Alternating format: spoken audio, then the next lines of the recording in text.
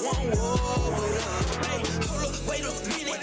Who that say they in it? Who that say I'm tripping? Say I'm lost, I say I'm living. They confused, now they don't get it. But I made my decision with the quickness, that's precision. Now I'm back to the business, yeah, we outside. They quit to run their mouth, I swear they mouth wide. The Lord, he told me, yeah, I'm from this outside. When you start keeping these laws, they start to side. No, they can't hide. It might be hard to swallow. Price ain't hard to follow. It's just your heart that's hollow. Can't be stuck out in your way, living life like it's no tomorrow. Not just your action. This world a distraction. Can't seek satisfaction. Can't get caught out here. I live that life there in the past. I can't go back again. Right now I like just where I'm at. This one no accident. They like you changed on me. Ain't the same like back then. They don't know what happened. The truth is that I'm tapped in. I'm a warrior. They know I'm a prophet. I'm a warrior. They know we don't profit. I'm a warrior. They know I'm a prophet. I'm a warrior. I'm a warrior. Two-edged sword, weapons ain't carnal, don't need no clock. Got the angels with me. If you with demons, then you are out. At the end of the day, you ain't no doomsday at the clock. Yeah, I changed on the man that I was. I had to swap. I'm a warrior.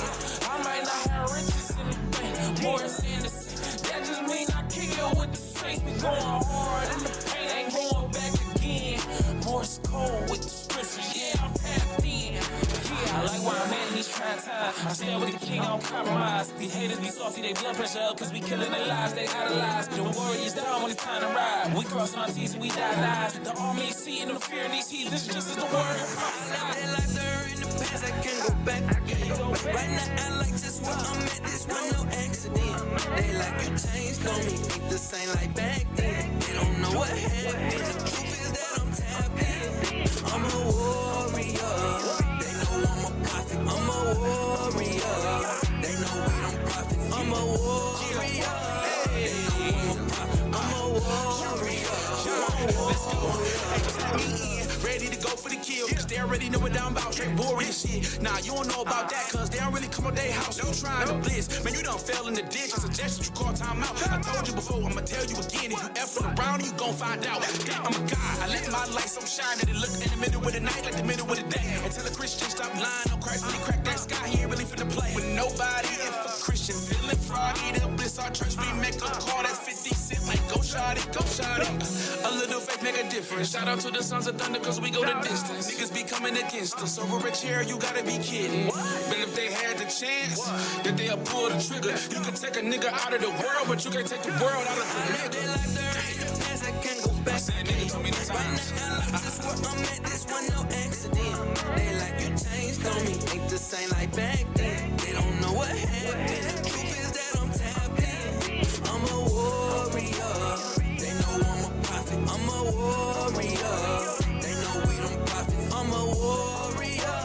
They know I'm a prophet. I'm a warrior. Who want war with us?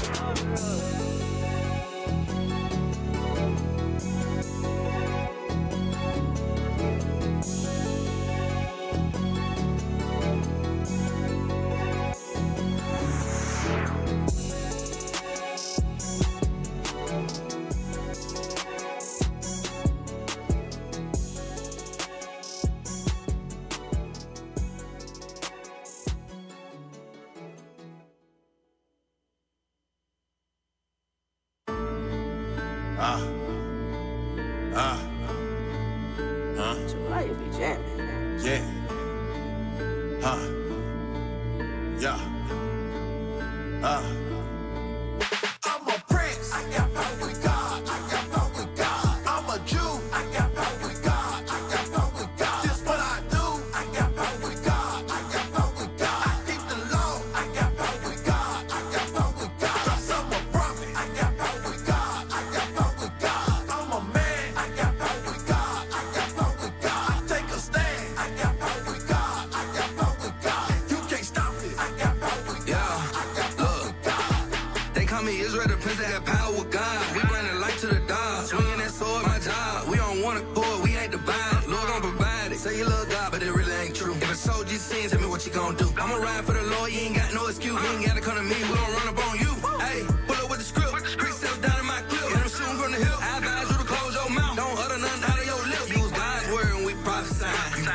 lies, you ain't dodging eyes, you adopt the lies, false advertise. When it come to God, we ain't compromise. You a man of the Lord, then you better stand up. Cry loud, lift up your voice to yours. Gotta put in that work, get rid of these curses. Cause the Lord put us here for a purpose. Gotta watch out for the serpent. The laws of God make you perfect. Christ coming back to redeem us. He making that purchase. Rebuilding the nation, they feeling that heat. Put the fight to their feet. It's a spiritual war, we got God on our side. It's gonna be hard to defeat us. We the prophets of God, we the leaders. Gather up the flock, then we gon' feed America. This is the land of confusion. Right against wrong, good against evil. I'm a prince, I got power with God. I got power with God. I'm a Jew, I got power with God. I got power with God. This what I do, I got power with God. I got power with God. I keep the law, I got power with God. I got power with God. 'Cause I'm a prophet, I got power with God. I got power with God. I'm a man, I got power with God. I got power with God. I take a stand, I got power with God. I got power with God. You can't stop it, I got power with God. I got power with God. I'm a man, so I take a stand, standing on my two, 10 toe down, flat foot on the ground. This is what I do, committed crime, man. I wanted to shine, man. I had no clue. I was a prince, I had power with God, didn't know how to use. I went to church every Sunday morning with my mama cool. Asked the pastor, do we gotta keep the law? He said, don't do it. He deceived me. Y'all remember me? Y'all call me D.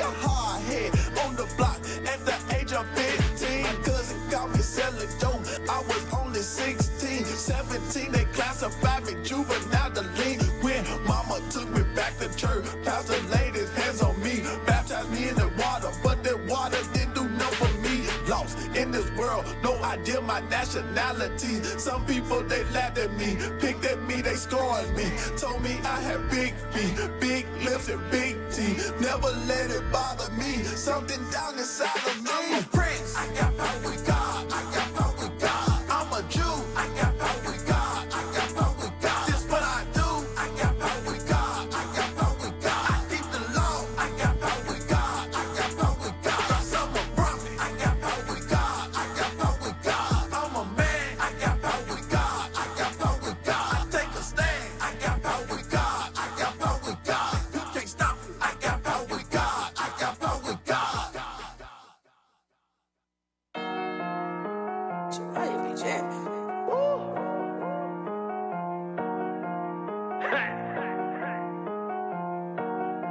Drew the blood. No, we don't fold up on the pressure. We go harder than we ever did before. Yeah. Look. The sons of God, we gon' take the kingdom back. That's a fact. That's what I know. That's what I know. That's what I know. We in your city, state to state, place to place. Yeah, you know we on the road. We on the road. We on the road. Can't stop this word from getting out. I know they worried by now. That's too much smoke. That's too much smoke.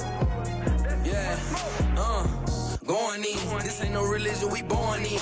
Can't keep these laws, you can't join in. We ready for war, we are army. Open carry these precepts. No, I'm not trying to conceal them. The man of position behind too long. Now it's time to reveal them. Time to get in line, we at the finish line. Why you niggas thinking that you got plenty of time? When them chariots start flying in, don't be the one who getting left behind. Cause you ain't wanna put in no work. Blaming all on these curses, ignoring all these verses. I had sinning on purpose, following after these churches. Don't get it twisted, we by business. Don't just talk about it, we live it. What's a man without a vision? What's a plan if you can't finish? Can't help if you don't get it. Can't be moving off of my feelings. Maybe one day God gon' change your spirit. Lord willing. No, we don't fold up under pressure. We go harder than we ever did before. Yeah. Look. The sons of God, we gon' take the kingdom back. That's what I know. Battle. We in your city, state to state, place to place. Yeah, you know we on the road. We on the road. Battle. Can't stop this word from getting up. I know they worried by now. That's too much smoke. That's too much smoke. That's too much smoke. I'm a G, that's a God, created in the book of Psalms. I'm a lion in the heart, I put in work, I punch the clock. I go hard on the yard, I'm a big dog when I bar. I go ham on your pastor, stick a fork in him, he done. In your city, in the project, ain't no capping, ain't no blodging. We don't flex, we got next, the power of God, they can't stop us, so they watch us all on TV. Like New Jack City, Nino, he cut across your face, who wants some of me like Apple? cappuccino. On no dose, there's no sleep. You nervous, man, go pee-pee. I said it's about to go down. You jealous, man, it's envy. Who putting in that work like that? State to state, we doing that. The sons of God, we going hard. All praises to the heavenly No, we don't fold up under pressure. We go harder than we ever did before. The sons of God, we gon' take the kingdom back. That's a fact, that's what I know. We in your city, state to state, place to place. Yeah, you know we on the road. Can't stop this word from getting out. I know they worried by now. That's too much smoke.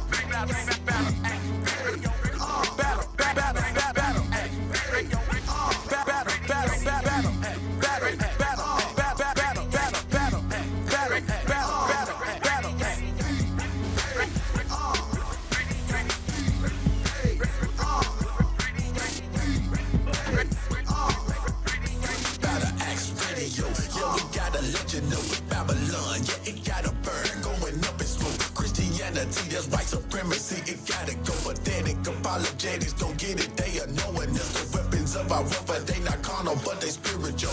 Precept after precept after precept, had to cut it through. Shout out to the bishops and the deacons and the captains. Don't be haters like the play, they love the scholars when we raise the bar. Talk a lot of stuff when we show up, they tuck, they tell and run. Talk a lot of stuff when we show up, they tuck, they tell and run. Ezekiel chapter 3, verse 11, trying to warn ya. Ezekiel chapter 3, verse 11, trying to warn ya.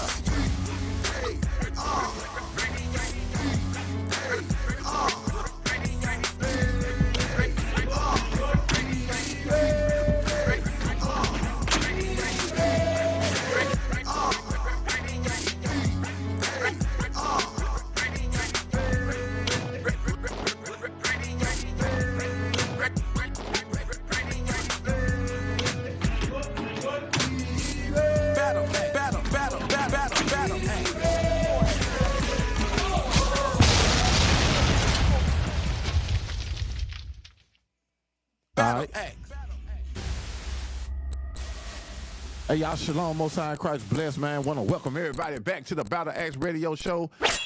Might need to change that, man. I look dark. I don't know why y'all didn't see that. Look real dark. All right, hey, y'all, so welcome everybody to the Battle Axe Radio Show. Hey, every Wednesday where it goes down. Go That's up right. one more time. All right, y'all, excuse us for a minute. Doing some little IT stuff right quick. Yeah, I think that looks a lot better. I don't look all dark and stuff. That's right. All right, so, hey, all praise y'all. I want to welcome everybody to the Battle Axe Radio Show where it goes down every Wednesday, man. Thank everybody for tuning in, man. I'm looking on the chat, man. I'm seeing people tuning in way from Belize, man. So shout out to the Northern Kingdom out there in Belize, man. Yes, sir. Central and South America out there, man. They tune in all over the world, man. Shout out to the brothers and sisters that's over in the land of Africa who be tuned in to the Battle Axe Radio Show, and most definitely to everyone, all right, in the States, all right, in Canada. You know what I'm saying? Let's tune in to the Battle Axe Radio Show, man. Y'all remember to like, share, subscribe, all right? Like, share, and subscribe. these shows, man. This truth got to go throughout the four corners of the earth. That's right. Then shall the end come, right? So, hey, let's make sure, y'all, that we are sharing this content. You know what I'm saying? Make sure you're sharing all the IUIC radio show contents from Fix Your Face Friday. If y'all miss Fix Your Face Friday, man, going into the missing sisters that's coming up missing, man. Hey, I didn't know it was like that. Hey, but it's something we got to really tap into. All right, and we got to make sure we share it because ABC and CBS and CNN and all them, they not going to share the importance of our missing young black sisters and stuff like that. So, Hell no. All right, just like they not going to share what we finna go over today. It's up to us, man, to develop these social media platforms and be real content creators. Right. You know what I'm saying? A lot of people be content creators and all they want to do is talk crap, be half naked, doing all kind of Clout chasing. Yeah, clout chasing, Right. sex schemes, and trying to talk to girls in the store, young dudes trying to holler at old women in the store. All that bull crap, you know what I'm saying? There's a distraction to what's really going on in our communities, man. So it's up to us to shine the light in the dark place, man. That's right. As y'all see the title, as y'all do see the title today, man, it's the invisible pipeline. All right, from the schoolyard to the prison yard. People be like, man, what you talking about, bro? The invisible pipeline. I mean, we can't see it? No, you can't see it, man. Right. But you feel it, though. That's right. You see it, but you don't see it. That's why it's invisible. You know what I'm saying? It's like a voila. You know what I'm saying? Where are the black men being funneled to? Right. You know what I'm saying? We're being funneled into the prison systems. And that's right. what we're going to go to today. We're going to go to the root of it. Well, not the root of it. We ain't gonna have time to do all the root of it, but we're gonna dig down in the roots with an S.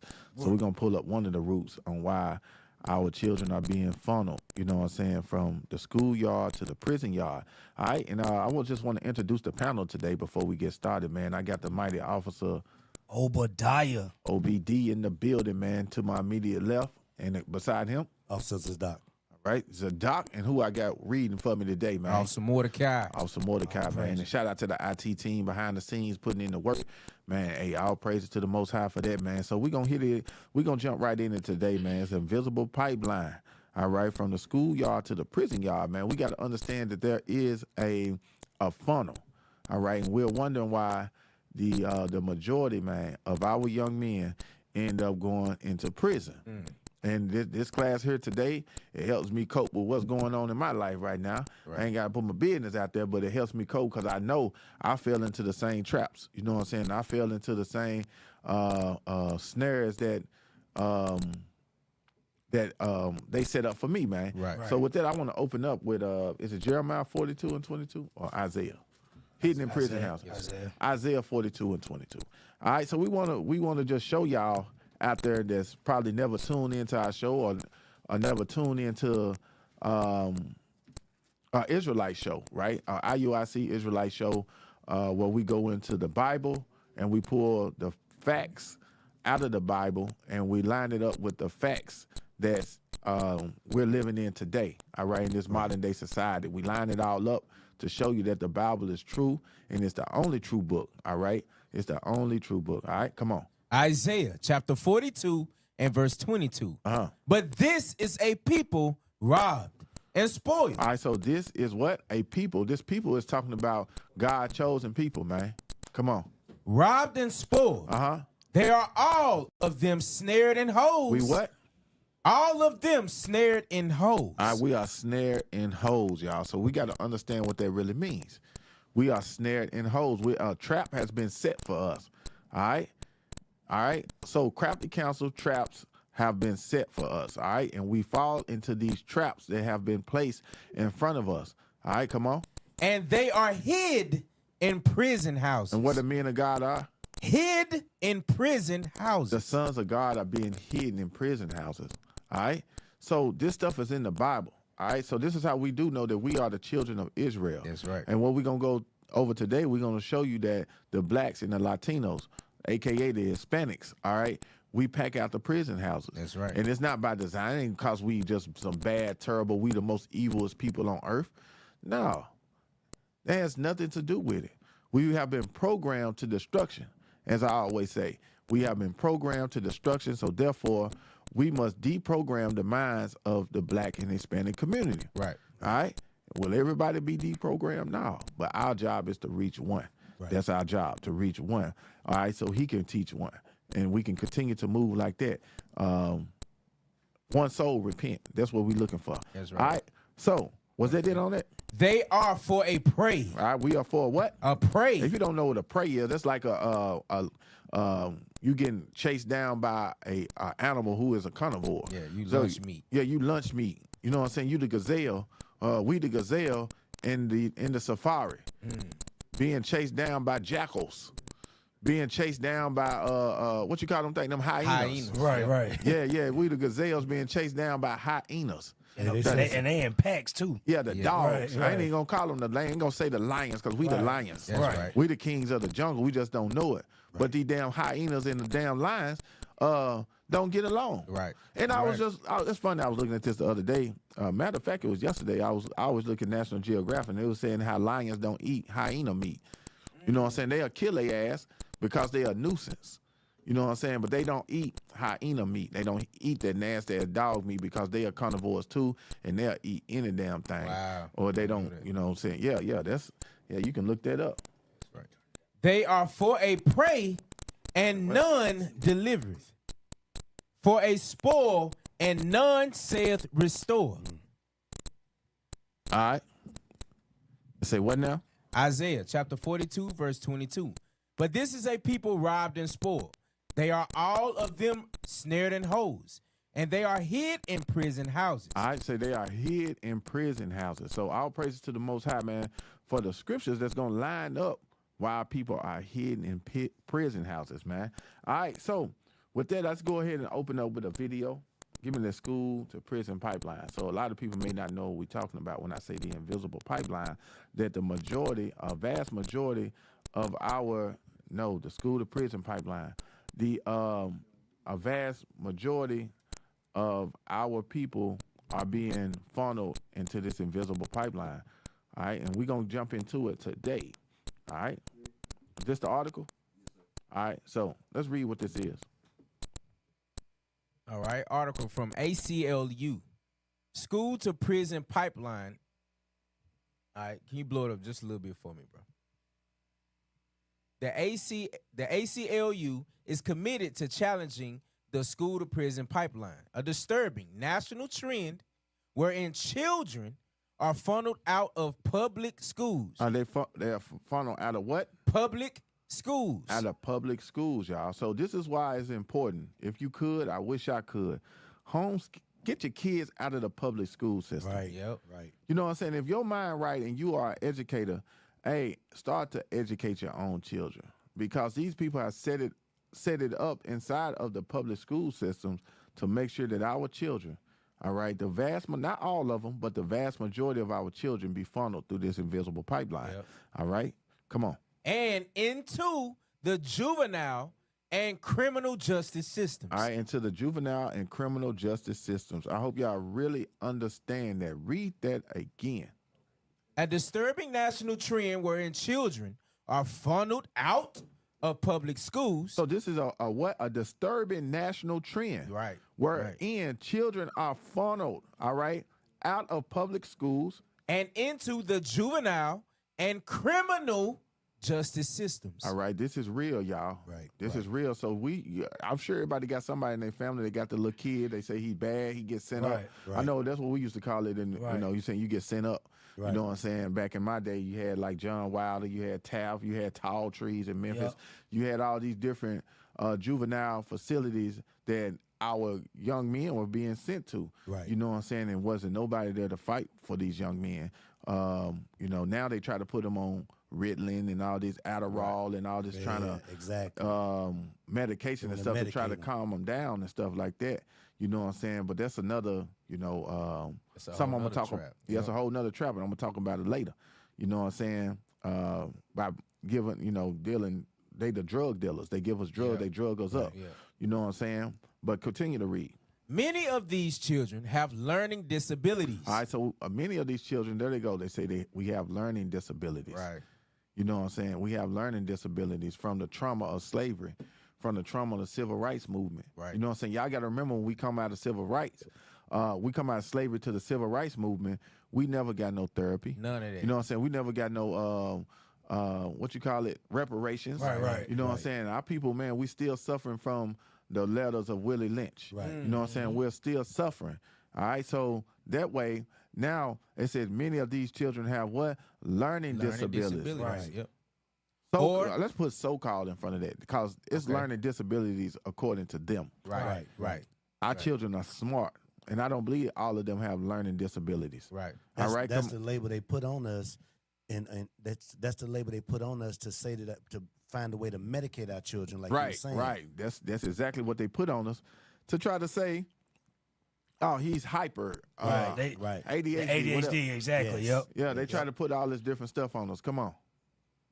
Learning disabilities or histories of poverty. All right, and histories of poverty, meaning we're coming out of the ghettos of America. Histories of poverty, come on. Abuse. What? Abuse. That's getting them damn whoopings and stuff all the time. You know what I'm saying? We do. We come through histories of poverty, and we get abuse where it's verbal abuse. Right. So that's why it's important to watch how you talk to your children, especially the ones that are in grade school, the ones in middle school, the ones that are in high school. Watch how you talk to your kids because there is a such thing as verbal abuse. That's right. I know black people don't think that. Yeah. They'll cuss their kids out in the morning, slap the hell out of them before they get on the bus or while they drop them off at school. Kid go up in the school, he got to wipe his tears off and straighten up and all that before he, you know what I'm saying, go into his first classroom in the morning. And be expected to achieve to the highest caliber. Yeah, and be You done expected. gave him. Yeah. You didn't gave him trauma before he even got going. Right. Yeah. Exactly. And a lot of things, man. Hey, and a lot of things. All right, I know we're gonna go back to the video, but you got to pay attention and switch the video to us when we're talking. I know nobody just don't want to watch the screen unless they reading it. But hey, it says abuse. Another form of abuse. A lot of black people do this. Letting their kids on their way to school listen to this garbage ass rap music. Yeah. So, You know, some kids on their way to school listen to Sexy Red. Yeah. Yeah. Right. Yeah. Hey, we experienced that. Yeah. Last week. I'm gonna need to switch it to pay attention. Come on. All right, we're scared. What you say? We experienced that last week when we was at the Blitz, and being in the Blitz, we trying to teach our kids. We was going over the scriptures and showing how that the kids, you start to sing the lyrics, or not sing the lyrics, but recite the lyrics. I was reciting the and lyrics the on kids Google. they was ready to drop it low. Man, they knew it. Them kids was ready to start twerking and everything. You couldn't even read it like you've done before because they was rapping it for them. Right. It's an evil world we live in. Yeah, so that's a form of abuse. People don't know. You letting Right. your kids listen to rap music on their way to school. Right. That's a form of abuse. They listen to Moneybag Yo, talking about selling dope. Listen to Glorilla talking about at the headlights twerking at the stoplight twerking on the headlights. Right. Yep. Sexy Red talking about Ski. Yep. Talking about Pound Town And all this stuff. And they listen to it on their way to school and drop their kid off. And then expect for them to perform Right. at their highest level. That's heavy. Our people are crazy, man. Right. That's a form of abuse. That's a form of setting your child to go from the schoolyard to the prison yard. That's right. Yeah. Right. So the parents are aiding the school's pipeline. to Yes, the they're prison yard. aiding the school's pipeline. Yeah. Especially the young men.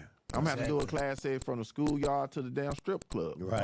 From the stripper pole. Yeah. Right. You know what I'm saying? From the schoolyard to a thought. You wonder how in the hell did your child go from being a nice little girl from the Girl Scouts and to becoming a thought. Right. You know what I'm saying? That hoe over there. And the parents always say, "Where did I go wrong?" Yeah, where did They you go know wrong? where the hell they went wrong at. Yeah. A lot of them, they're just sick, man. Our Right. people are sick. But let's continue. Let's continue with the article. Yes, sir.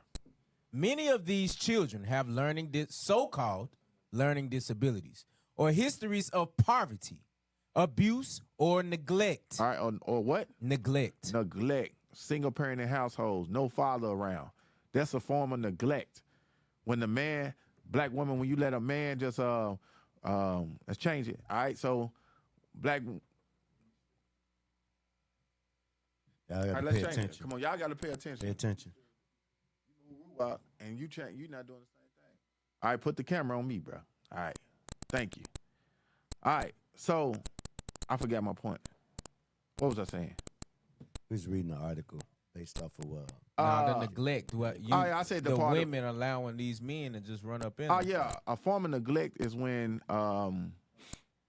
single parenting household. That's Right. When the father runs off and leave you with the child because you was promiscuous, because you didn't vet that man, because you didn't prove that man, and now after he gets you pregnant, you figured out he don't make $100,000 a year like you need. Right. You know what I'm saying? You figure out he can't buy you the red bottom shoes like you Right. want. Yeah. He can't get your hair fixed, so you ditch his ass. He's Right. out of here. Where was these And questions at, man? Before the sex. It wasn't. All the question was where the hen bottle at? Yeah. The Remy Martin and who got the weed? Right. Exactly. You know what I'm saying? Where that loud at? Right. Yeah. Where that cush at? That's Them what the they was questions. asking. That Where was the the pot only at? question, Yeah. Who got the gram? You know what I'm saying? So that's what happens in our community far too often, and it leaves our children in a state of being neglected. That's right. All right? And Hey, Cap, you know another way to neglect is when you just drop the babies off at grandma's house. yes. Right. And so you can go and shake your ass to I think we've all Pound witnessed that. Right. Yeah. Growing up, we've all witnessed that. Yep.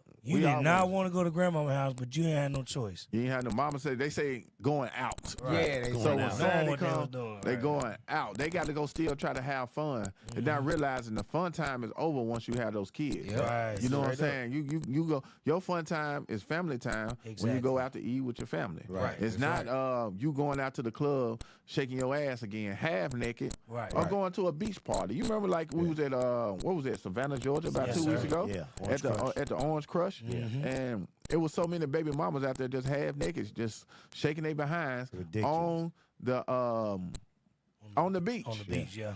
Yeah. Damn near naked. How you know they was baby mamas? You can still see the stretch marks. Right. Yeah, one girl bent over, you can see her stretch marks, man. She tried to show out in front of us. You know, I roasted her. But she tried to show out in front of us, man, and you can see her stretch marks. They was in the sand. Damn. I'm talking about she was still had baby fat. Right. You know what I'm saying? But that's how you know that it was a lot of baby mamas. Matter of fact, we was teaching one of the girls. She was 19. She already had a child, but she was at the Orange Crush at the beach party. You know what I'm saying? The spring break beach party in Savannah, Georgia. And you can bet just about everybody out there. And there was a major outbreak of chlamydia, and syphilis, gonorrhea, herpes, STD. They were burning like a mug. Yeah. They all went back out there the next Sunday and jumped in the water. They were so on fire. It's so hot, burning. They were burning. They all went back out there the same week and jumped in the water. Wicked as hell. Nah. But that's neglect though, Cap, because they learn that from their mama. What they Yeah. say, get it from your mama. It's in the Bible. It's in the Bible. Yeah, so cause we was all we wasn't raised to our parents' best ability. We had good parents, some of us, and they just didn't know. You know what I'm saying? A lot of our parents, they just didn't know Exactly. who the Bible was talking about and who we were in the Bible and how to follow God's law, statutes, and commandments. Right. They just did not know. But now this is a new day. It ain't no excuse because when y'all show up, y'all seeing us. We showing up and we bringing out the word of God. That's right. All right, so let's continue back with the article. All right. It says many of these children have learning disabilities or histories of poverty, abuse, or neglect. Come on. And would benefit from additional educational and counseling services. All right, and what?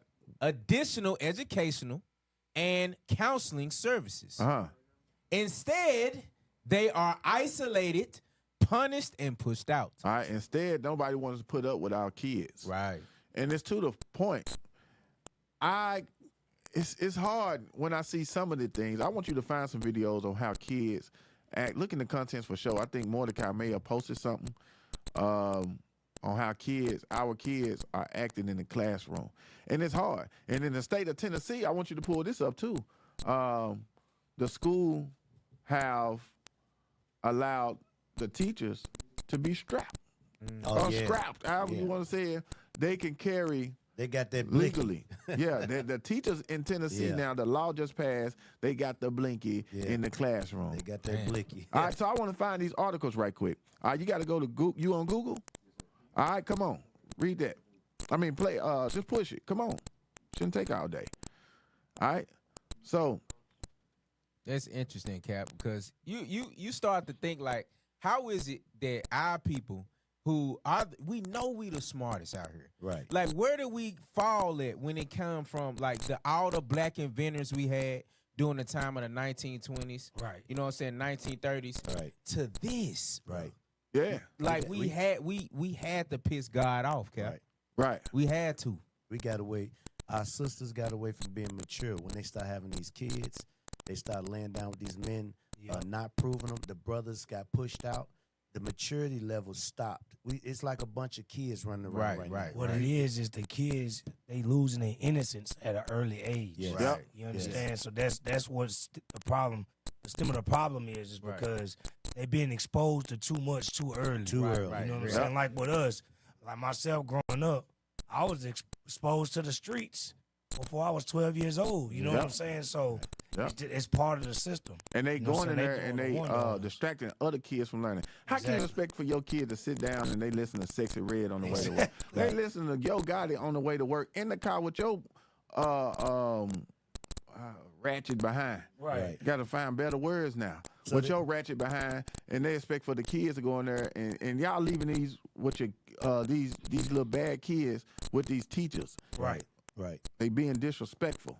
That article that you Come on. just read, Cap, that article is talking about our people. Right. And that article was written, but it wasn't written for the other nations. It's written pertaining to our people. Right. But we'll look at it. Some of our people look at that article and put it as a blanket for all people. But no, Right. that's our people. That's right. You know? All right, y'all. Hey, so right quick, y'all, we got to go to a quick commercial right quick. They said we having some audio problems. Lord will, we can fix it when we come back. If not, we're going to have to continue. We're going to have to push through it. But hey, look, y'all stay tuned. We'll be right back in a few minutes, all right? Battle X. Healing condition itself is not enough.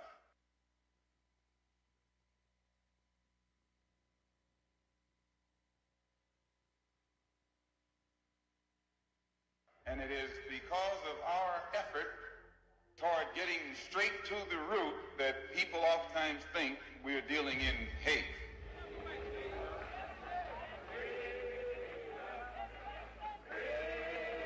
Brothers and sisters, for generations we've been a people living under the weight of oppression.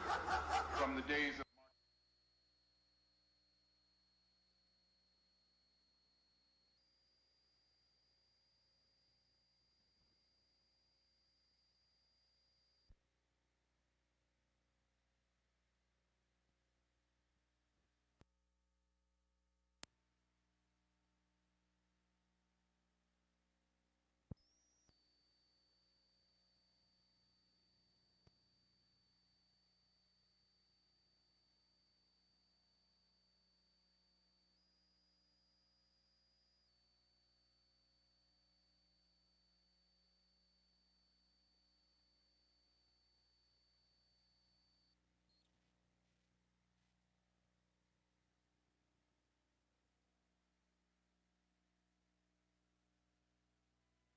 a future where we stand tall as children of God, as true Israelites, as free and dignified people at last. What is a revolutionary? Well, there's two words found in the word revolutionary. Revolve, as in change. We're changing the minds of our people. We're revolting against all the lies this system has taught against us. The Bible prophesies about 144,000 true revolutionaries. And finally, my brother, be strong in the Lord. His word, his word, his word, his word.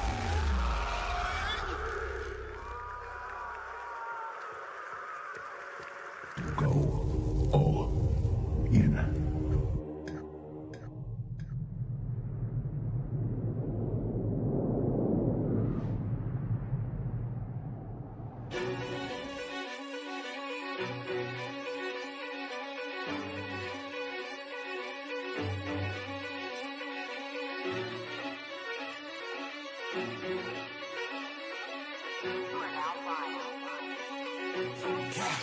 You can tell by my gait that I'm all in.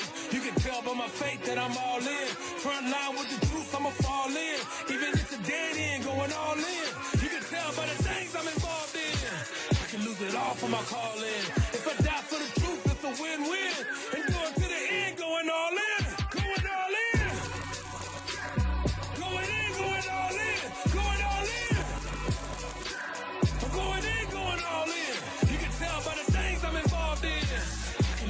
for my calling. If I die for the truth, it's a win-win. And going to the end, going all in. When you look in the mirror, what do you feel? Fearlessness, austerity, masculinity.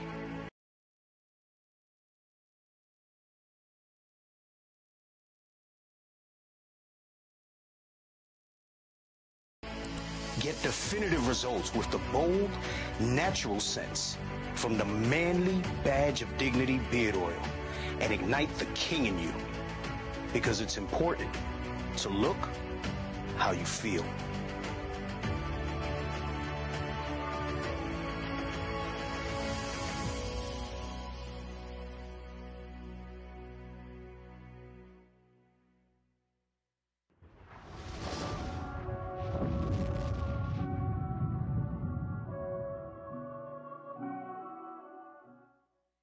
You are literally the sons of God. There's no way in the world you're supposed to be walking around here not knowing that. Can faith save him? If a brother or sister be naked and destitute of daily food. That's why you see us doing this here. I'm a prince. I got power with God. I got power with God. I'm a Jew. I got power with God. I got power with God. This what I do. I got power with God. I got power with God. I keep the law. I got power with God. I got power with God. Cause I'm a prophet. I got power with God. I got power with God. I'm a man. I got power with God. I got power with God. Take a stand. I got power with God. I got power with God. You can't stop it. I got power with God. I got power with God. They call me Israel, the prince that got power with God. We bring the light to the dark. Swinging that sword, my job. We don't want to accord, we ain't divine. Lord don't provide.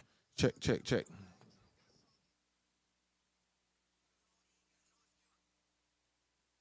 Check, check, check, check.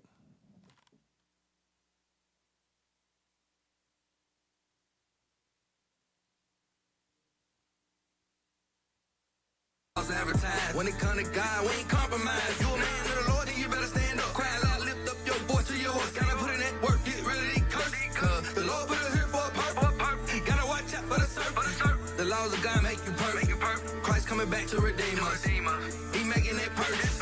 Rebuilding the nation, they feeling that heat. Put the fire to their feet.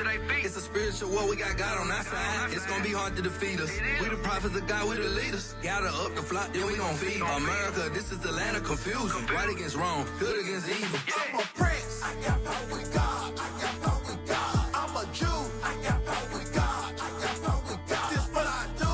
I got power with God. I got power with God. I keep the law. I got power with God. I got power with God. Cause I'm a prophet. I got power with God. I got power with God. I'm a man. I got power with God. I got power with God. Take a stand. I got power with God. I got power with God. You can't stop this. I got power with God. I got power with God. I'm a man, so I take a stand, standing on my two, 10 toe down, flat foot on the ground. This is what I do, committed crime, man. I wanted to shine, man. I had no clue. I was a prince, I had power with God, didn't know how to use it. I went to church every Sunday morning with my mama cool. Asked the pastor, do we gotta keep the law? He said, don't do it. He deceived me. All right, y'all. Hey, we back. Lord's will, man. I don't know if y'all still hear it. If you still hear that noise, that clinkling, chickling noise, you still hear it? All right. All right. So I don't know what it is. It could be one mic.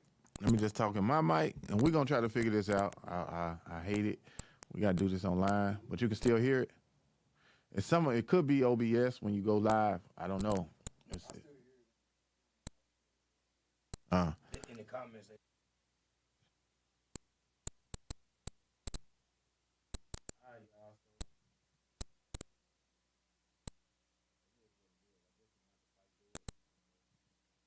Mic off. All right. Could you hear when my mic was muted? It's your mic. Even another mic. Hey, Shalom, Israel, Most High in Christ bless. Look, we pray y'all bear with us. We trying to work on the sound. So we got Cap's mic off. Can y'all still hear the sound? Can you still hear the sound? Okay, they still saying yes. Look, y'all gonna have to bear with us. Hey, Lord's willing, we can work on it. We got to fight through it.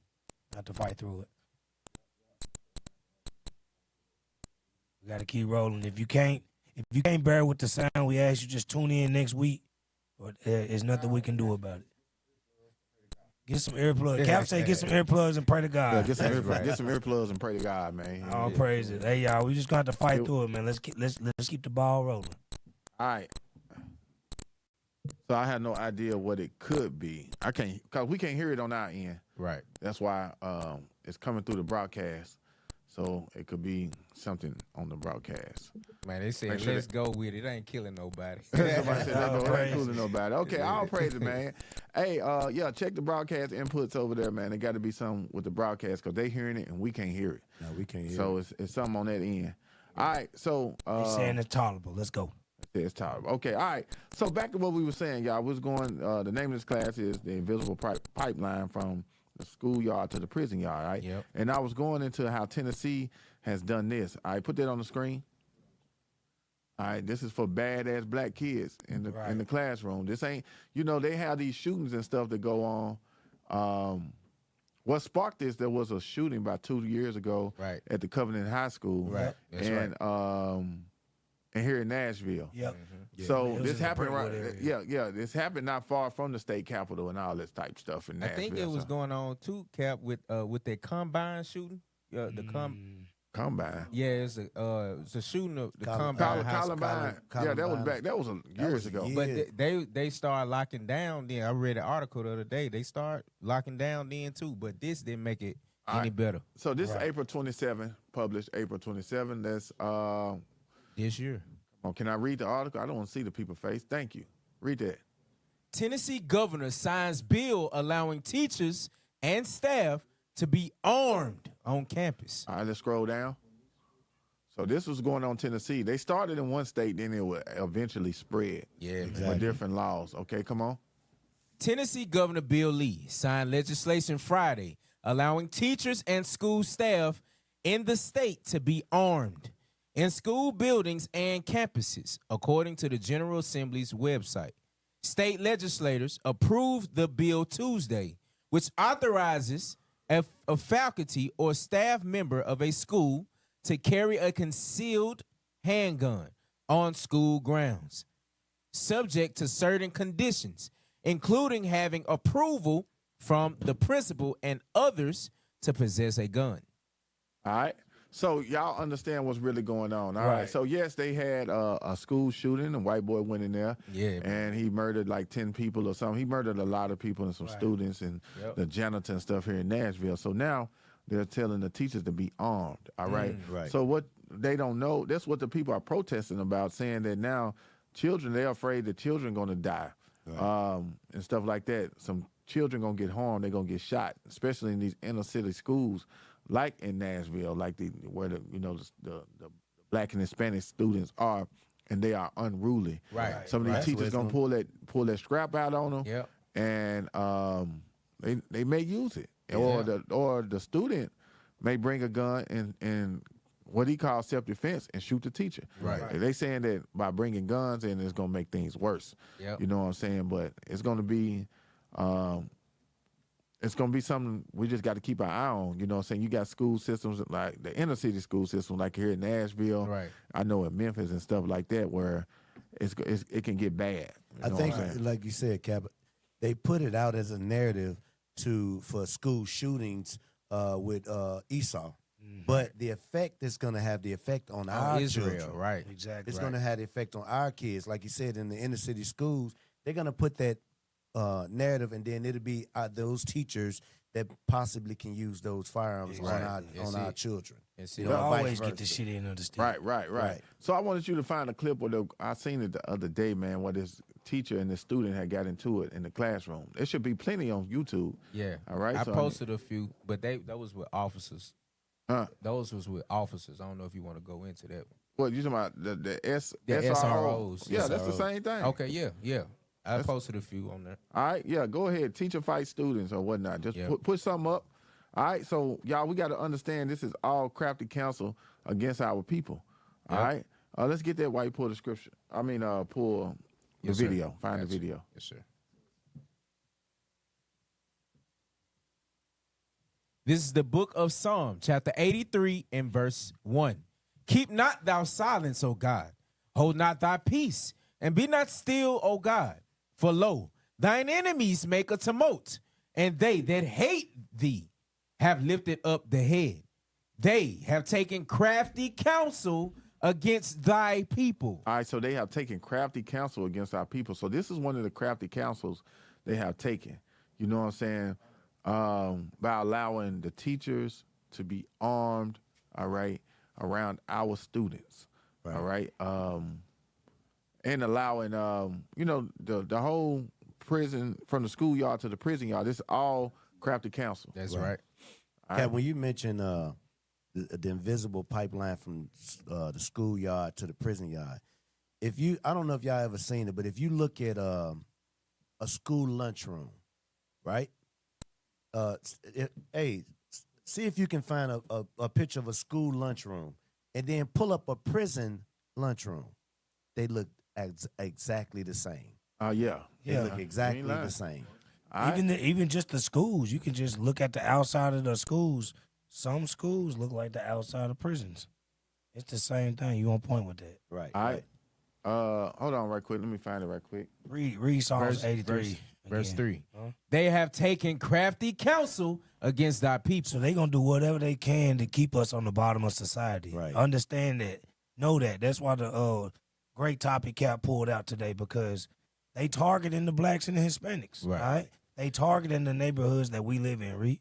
And consulted against thy hidden ones. They did what? Consulted against thy hidden ones. Because when you read verse 2 one more time. Verse 2. For lo, thy enemies make a tumult. A tumult. That's an angry gathering. They meeting up. You know what I'm saying? They got these, what they call them, think tanks. Right. You understand? So they doing whatever they can to keep us on the bottom of society. And then, like you said, officer, against the hidden ones. Exactly. We're the hidden ones because we don't know our nationality, who we are. You know, we don't have our heritage.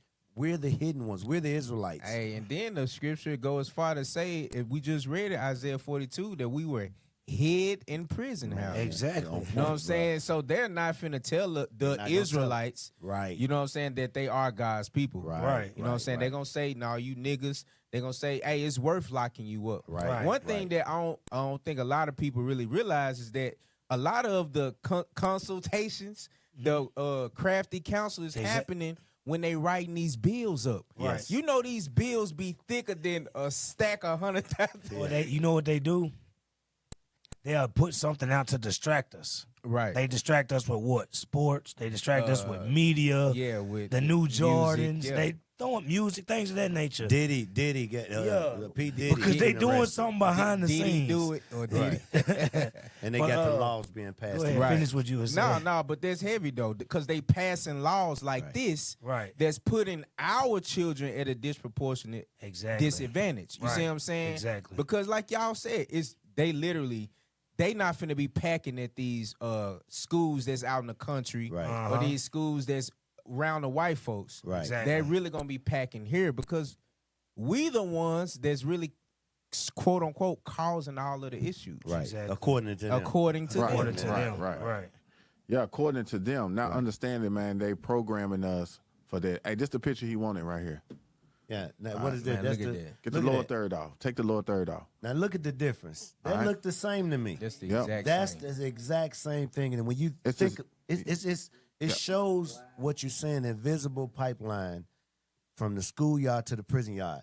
Then now they got us. If you go even further, they got our children in uniform. Yeah, exactly. They start doing uniform. They The started that when I individualism. was That in was a school. while back. Yeah. Right, but the individualism that they had, I don't know if that's the proper word, but Yeah. you know, being able to dress the way you dress, Right. they put you in uniforms. And what uniform you get when you go to prison is either You got orange them- or brown. Them khaki, Right. Yeah. them khaki pants. Blue. I know when Blue. I was younger, they Different might ones. That's they might have crazy. changed about how they served the food. It's You the had to same. go with a It's the line with a same tray, thing. the same way you Same did thing. when Yep, you was yep. in jail. Hey, go back out right quick. That's Go it. back Now, out of this. unless you at one of these private schools, Right. where they got, man, my brother, he worked at a private school, Right. and he fixed the lunch and everything. Got salad bars, got like baked It's potato basically bars. how they got it at college. It's a little different. Yeah, that's exactly what it looked like. Hey, put this picture up. But they You'll get paying more. You get a meal just like this in prison too. Yep. That's it, bro. Damn. They get the same With the tray. rectangle and the it's two the same circles. tray. Yeah. It's the same And tray. you get a box, Same you get tray. a milk carton. Yep. Everything. Yep. That's crazy, bro. I put this picture right here up. How the hallway looks like the cell block. Exactly. Man, come on, man. Hey, I'm telling you, they training us that way. They training us that way. Crafty counsel, bro. Hey, let me read. So, hey, hold on right Go quick. ahead. Pull this up right here. I want to see what this say. I never read this. Where it says school versus prison. Oh yeah, yes. Pull Let's it get up. that. I want to see what that say right quick. Can you blow it up? All right, so these are the comparisons. Hey, you just said it. All right, so you said it says what they say? Authoritarian structure. Right, it's gonna have authoritarian structure. What you gonna have? What's under that? Dress code. That's what you just said. Come on. Emphasize on silence and order. Yes. Negative reinforcement. Walk in line. You got to walk in lines. Come on. Loss of individual autonomy. That's what we talking about. Yep. Abridged freedoms. I don't know what that means. That means you can't go outside when you want to. Right. Got you. No input in decision making. Set time enforced for waking, eating, etc. Yep. Got Hey, so those are the comparisons right there. Right. The exact That's comparison. crazy, Cap, that the abridged freedoms part, right? Because they give them recess for like an hour. Yep. And then in some jails, you get 23 and 1. Yeah. You only get to go outside for an hour. They say yard. Yeah, and then that emphasize that one where it says to emphasize silence. What they do in the lunchrooms with kids, my children experienced this. They'll tell them to be quiet, just eat your food. Yep. So when they're in lunchrooms, they'll tell them, like I said, eat your food. They do the same thing in prison. They want to keep it quiet. Hey, and I go as far to say, you know how they had the prison officers that's in the corner watching and monitor? Yes. They got the SRO officers that's in the schools. It's the monitoring same. It's the same system. So if you don't It's see the that same and see this is set up against our people, you got to be crazy. Right. Yep. So, a lot of people come out of the school system, they be successful, but the majority of our people, put the school buses up there. That's the same thing. That's how they're going to transfer you to prison. That's how I got transferred on one. One just blacked out with went. I was finna say, bro, the only difference is the damn color. It is. One got bars and stuff on the window. Right. All right, blow it up so the people can see it, bro. Can you blow it up? Yeah, keep it going. Hey, so, all right, so you get to choose which one. Right. When you get to choose which one when you come out of school, which one you gonna ride on? Right. You know what I'm saying? Next. All right. So, let's go back out and go back to that article we was on. Is the sound? Is they saying it's still messed up real bad? Yeah, I ain't been hearing seeing no complaints. It's good sometimes. Okay. Yeah, man. Esau the damn devil. Because either way, he want to get you when you young so that he can set you up to be literally in his trap for the rest of your life. Right. So that goes into, I guess, Cap, you're going to bring it out later, that 13th Amendment. Yeah. Man. They go into all that right there. Sir. All right, so let's go back to that article we had in the very beginning. That one. All right. Okay.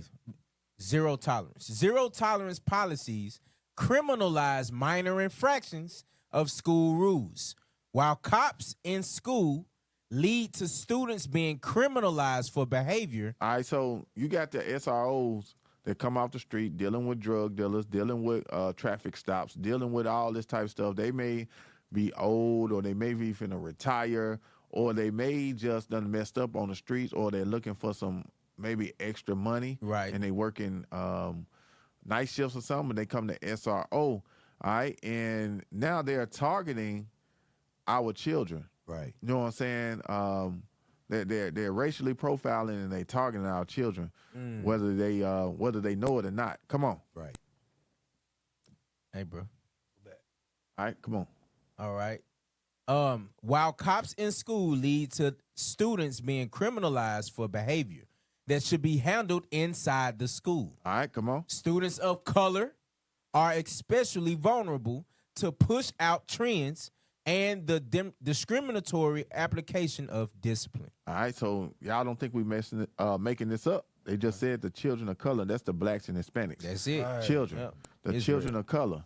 All right, and are our children bad? Yes. I'm not downplaying that one bit. Our kids are bad. Can you play the video we had you pull up a while ago? Our children are bad.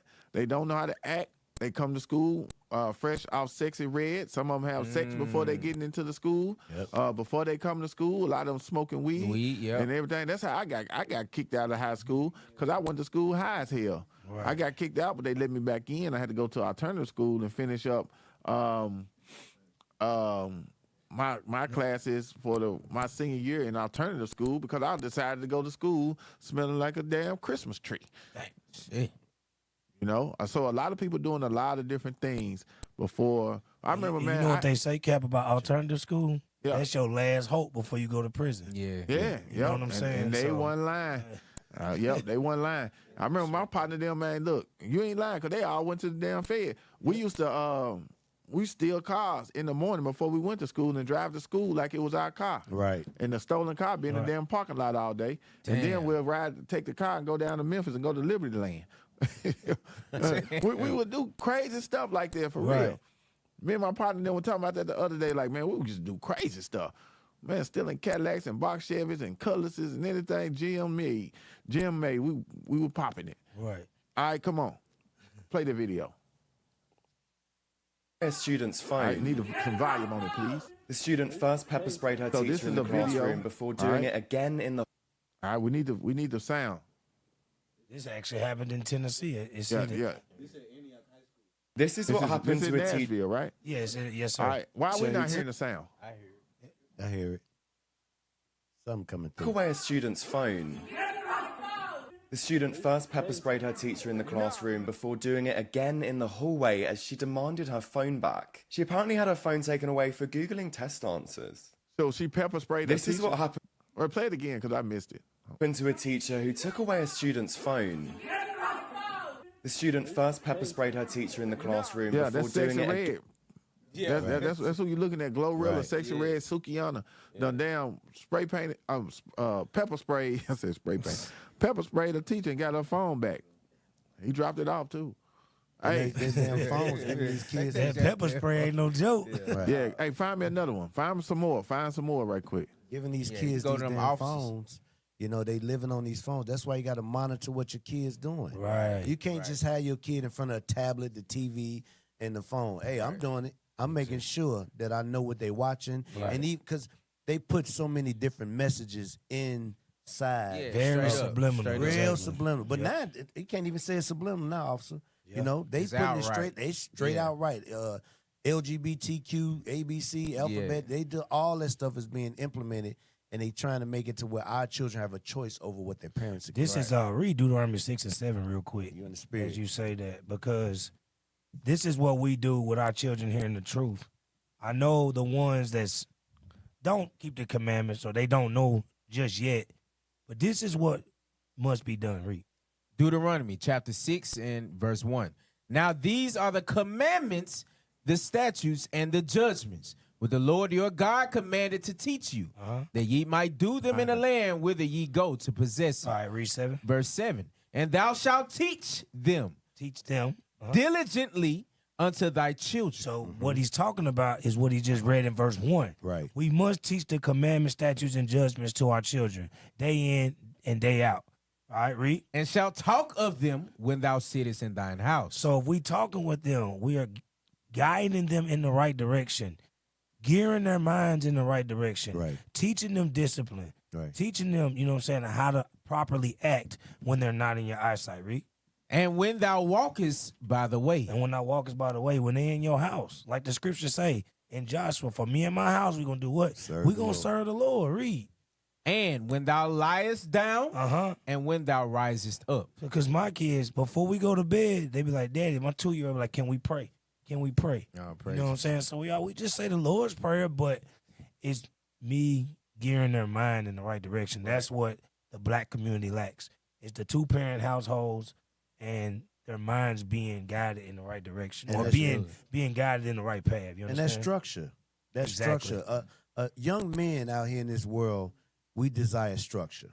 That's why we run to the gangs. Right. Because we're looking for some form of order. When our fathers was removed from us in the, well, I ain't that old, but in the 50s, when they did the welfare, when our fathers was taken out of the homes, and then they kind of spread on through to the 70s and whatnot, that structure from the father was not there. Right, so now you got what you got now is that a bunch of sexy reds, a bunch of thoughts, them hoes over there. You got that right now, training up our children, not under the commandments that you just read. Right. Most of the time, the children ain't doing nothing but seeking attention. Right. A lot of these gangsters, bro, these gangbangers, these brothers that run the streets, all they need is a hug from their daddy. That's it. You understand? That's it. Because they lack that affection and love that they didn't get from their father. Right. You know what I'm saying?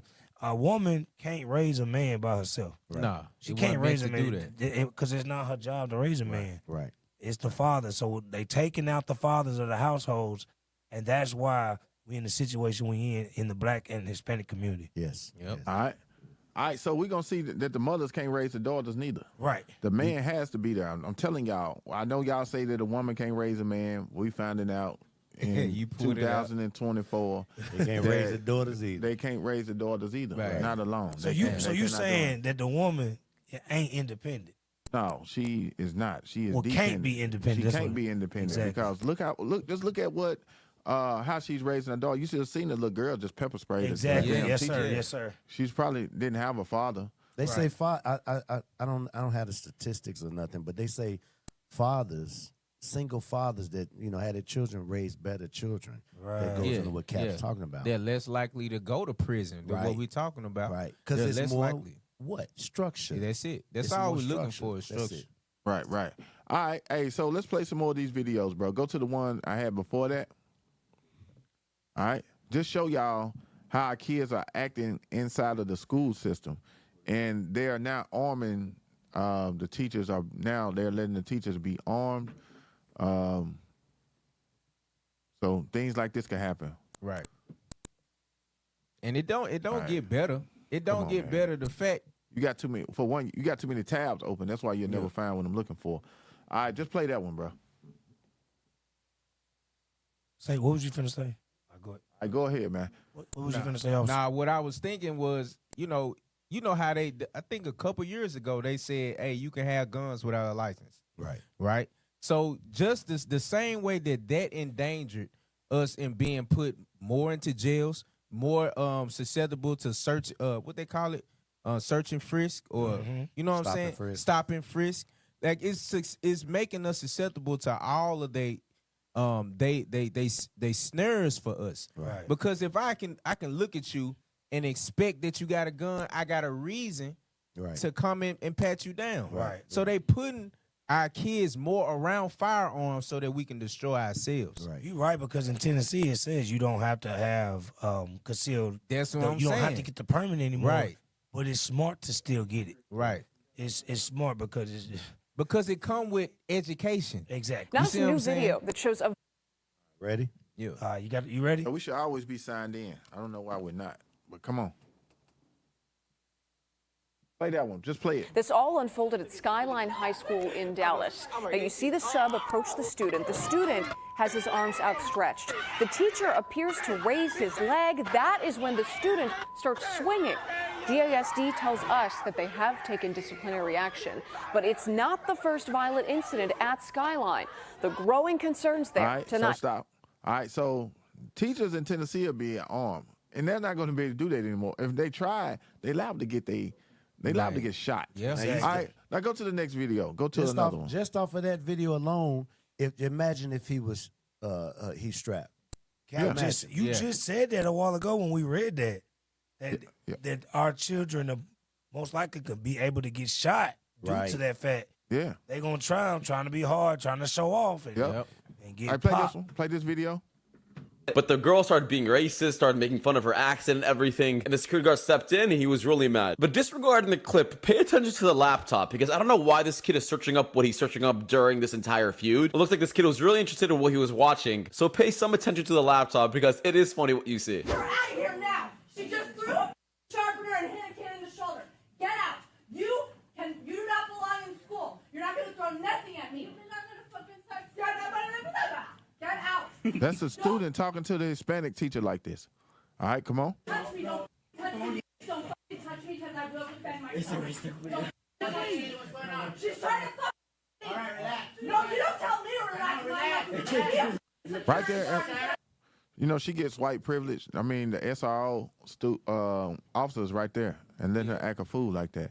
Hey, fast forward, just showing y'all, these are the people that have a troublesome, all right? Let's go right here. And one of the kids just randomly got heated at the substitute teacher, and they're going at it. Now, the kid isn't saying anything good either. Like, it is his fault for going off at this much on this teacher. He's roasting the teacher's life. But the teacher starts offending how the kid acts and even calls him a word that I don't even want to say on YouTube because I will get banned for saying this word on YouTube. But basically what he's saying is the kid is acting gay, and he doesn't like how the kid's acting gay, so he starts calling him this word. Faggot. He called him a faggot. All right, come on. That starts with an F, and you guys can kind of figure it out. And the kid got so mad. He's like, oh, are you seriously going to call me that? Because I think the principal would love to hear that as well. So he leaves and storms out of the room and tries calling the principal, security guard, and trying to get anybody's attention to get this substitute teacher fired and getting out of the building. But like I said, it's the kid's fault too. Like they're both at fault. But the teacher should have definitely not said this. And I'm sorry, I'm gonna have to blur out the word because I do not want YouTube banning me for putting this video on YouTube. On the list, this clip actually went viral. Let's go. Freaking packet, yo. There's kids in here who don't learn like that. Bye. They need to learn face to face. You're just getting mad because I'm pointing out the obvious. I seen this. He roasted. No, I'm not wasting your time. I'm telling you what you need to do. Get out. You want kids to come in your class? You want them to get excited for this? You got to come in here. You got to make them excited. You want a kid to change and start doing better? You got to touch his freaking heart. Can't expect a kid to change if all you do is just tell him. And let me know what you guys think of what he's saying. Hey. All right, so let's go out of this. But yeah, I'm just showing y'all. They going. What's this right here? Student destroys teacher's laptop in class. Hey, but just showing y'all how our kids are acting in school, and they are now going to be armed. All right. So going back to our topic, the invisible pipeline. I want to go veer off into school children behavior. Right. So I want to go back into my other video. All right. From school to prison pipeline, showing y'all that there is a secret council that's funneling our children into the prison system. Absolutely. All right. All right, let's play this video.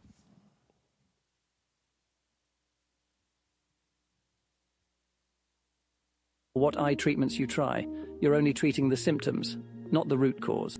So listen up. Eventually, it will become harder and harder to see clearly, making you feel detached and less engaged in life. This is when your loved ones start to worry if you're able to manage on your own. And the next thing you know, you're... Thank you. Now, close all those tabs out, bro. Close them out. Because you got too much stuff going on. We hearing about eye drops and people got red eye, dry eyes. Yeah. Ain't got nothing to do with this. Come on, Auntie. Hey, I'm telling you. Red you got too many. Well, I told you that a while ago, and you still didn't close it out. I just told you again. You didn't close them out. But come on. Come on.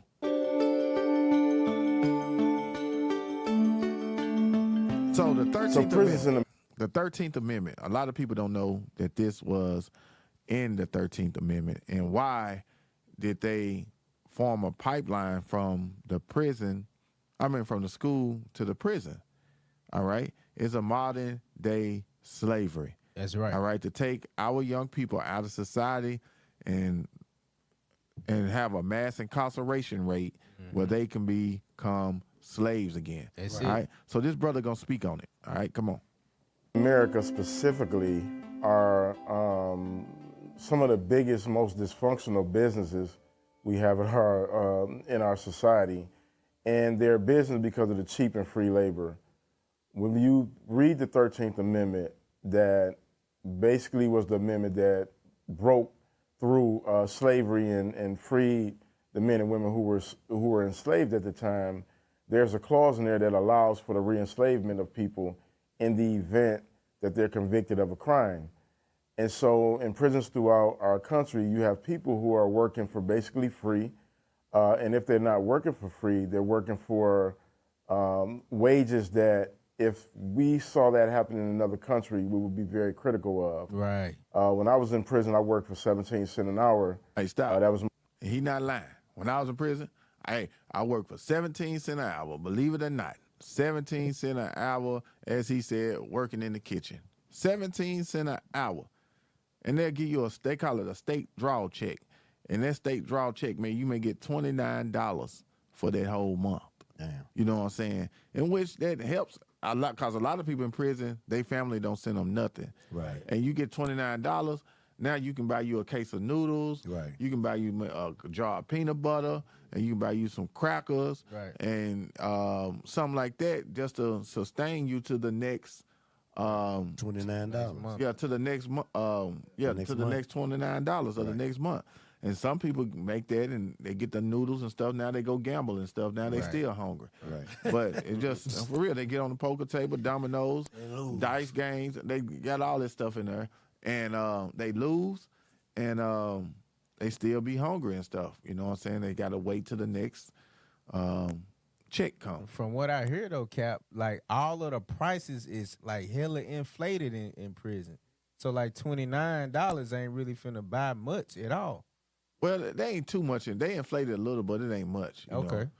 Yeah, you'll become the ramen noodle king in there if you ain't got no people sending you no money. Right. Yeah, you become a king ramen. Damn. They say Roman noodle. Roman noodle. That's how I call it, Roman noodle. Yeah, I'm country. Ramen noodles. Come on. My starting rate working in the kitchen, but there's also big corporations who invest in prison labor because they can get this labor for $1.50 an hour. And then the sad part about it is that in turn, they don't even hire these men and women when they're actually released from prison. Everything in prison has inflated costs. You know, it costs us inside prison, when I was inside, anywhere between $3 and $15 for a 15-minute phone call. We don't have to pay that out here in free society. There's a way that we can send emails to men and women inside prison, and it costs 5 cents every time we send that. Whereas out here in society, we can send emails without any charge. All right, so stop. So I just wanted to show y'all that what the 13th Amendment do. I got another 13th Amendment video. You can pull that up. But, hey, just show y'all that slavery, they allow you to become a slave when you're incarcerated. That's right. So this is why it was important for them to build prisons and then funnel our young men into this prison system. Right. All right? It started with those black codes and pig laws back in the day, right? Like right after slavery, yeah, you know, they freed them out. Then they had them lottery laws, like you had to have a job. Oh yeah, right. The Jim Crow, like that was the beginning of Jim Crow. All right, it's in Telegram. All right, so our people got to understand that slavery is still here, and our children become slaves. Yep. All right, I once was in that penal system.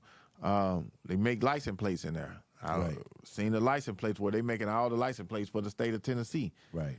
Paying these people maybe 32 cents an hour to do this stuff. We were just talking about the products and stuff that's been made in prison that we utilize today. Right. Yeah. We got an They was making basketball, Spalding, tennis balls, Wilson.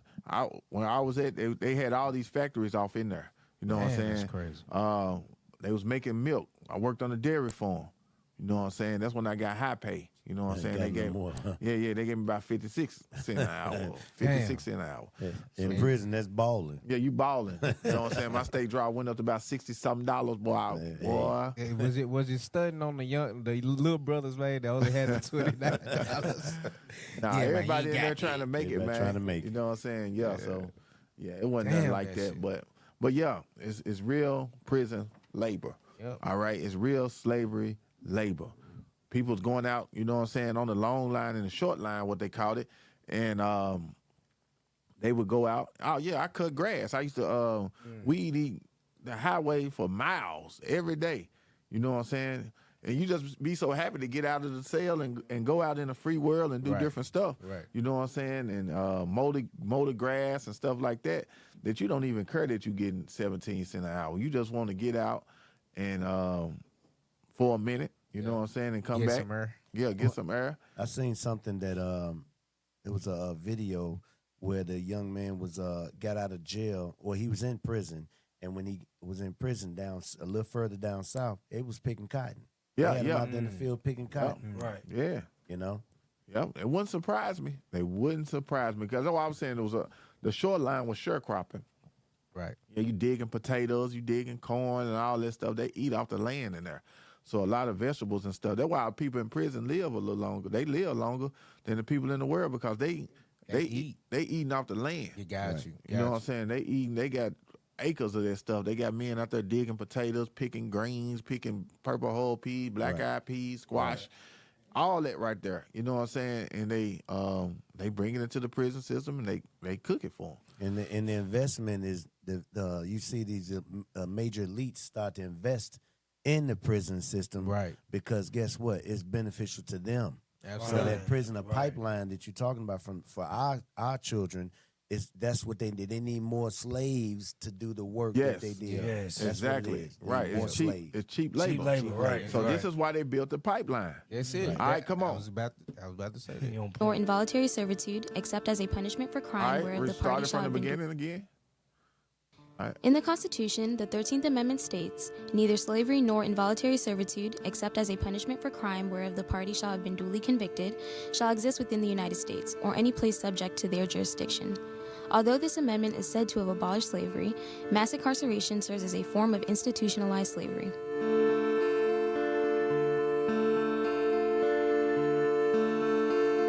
The 13th Amendment also states that slavery shall be abolished except in cases where a person has been duly convicted of a crime. So the 13th Amendment actually has paved the way to create a whole nother level of slavery that was basically, and still is, sponsored by, of course, the United States government and sanctioned by the United States government. Before we talk... So I just wanted to get that right quick just to show y'all. Y'all go back and watch that stuff on your own. The truth about the 13th Amendment and why they have to funnel our children into this system because it's a money-making system. Right. All right, it's a money-making system, and they getting cheap labor. All right, so when they done that, this brought on, drugs, all right? This is when our young men in high school, let's get into the drug part where they furnish the drugs to America, right? They give the kids hope in school. I'm trying to see how I'm gonna put this. All right, just say in high school, right? Especially young black men. They don't have a lot of hopes and dreams. Right. If you're not on the basketball team, what are you doing? If you're not on the football team, what are you doing? And even if you are on the football team, what is the black man's first, the little boy's first hope and dream is to be what? A football player. Right. Or a basketball ball. Yeah. Some type So of once those athlete, things fail, what does it leave the kid to do? You're going back to the streets. Yeah. He goes back to what he knows. Right. All right. And what he has seen and what he's been programmed to do. Exactly. All right. And that's fail. You know what I'm saying? So it's very important our people understand that this pipeline is set up and it got a whole lot of pipes that you can go through. But it all tunnels to the prison system. Right. All right. Some people make it out. Some people don't. Some people make it. They do a little time. Some people go do life sentences. Right. But it's a pipeline. All right. And it starts in high school, all the way through high school, matter of fact. I mean, from kindergarten to the 12th grade, they teach you how to be a good slave. And then when you graduate, you know what I'm saying, they make sure that you become a good slave, whether it's in the free world or in the prison world. You're going to become a good slave and you're going to build up America because that's what you're designed to do. All right. So I want to play this video. This is real good because this is the pipeline I went through. All right. And this was back in the 80s. I graduated in the 90s, but this was back in the 80s. I never could see this. Nobody could never show me this, but they already had a plan for me, you know what I'm saying, to do what I did. And many of my friends and my colleagues did the same thing. Did all of them do it? No.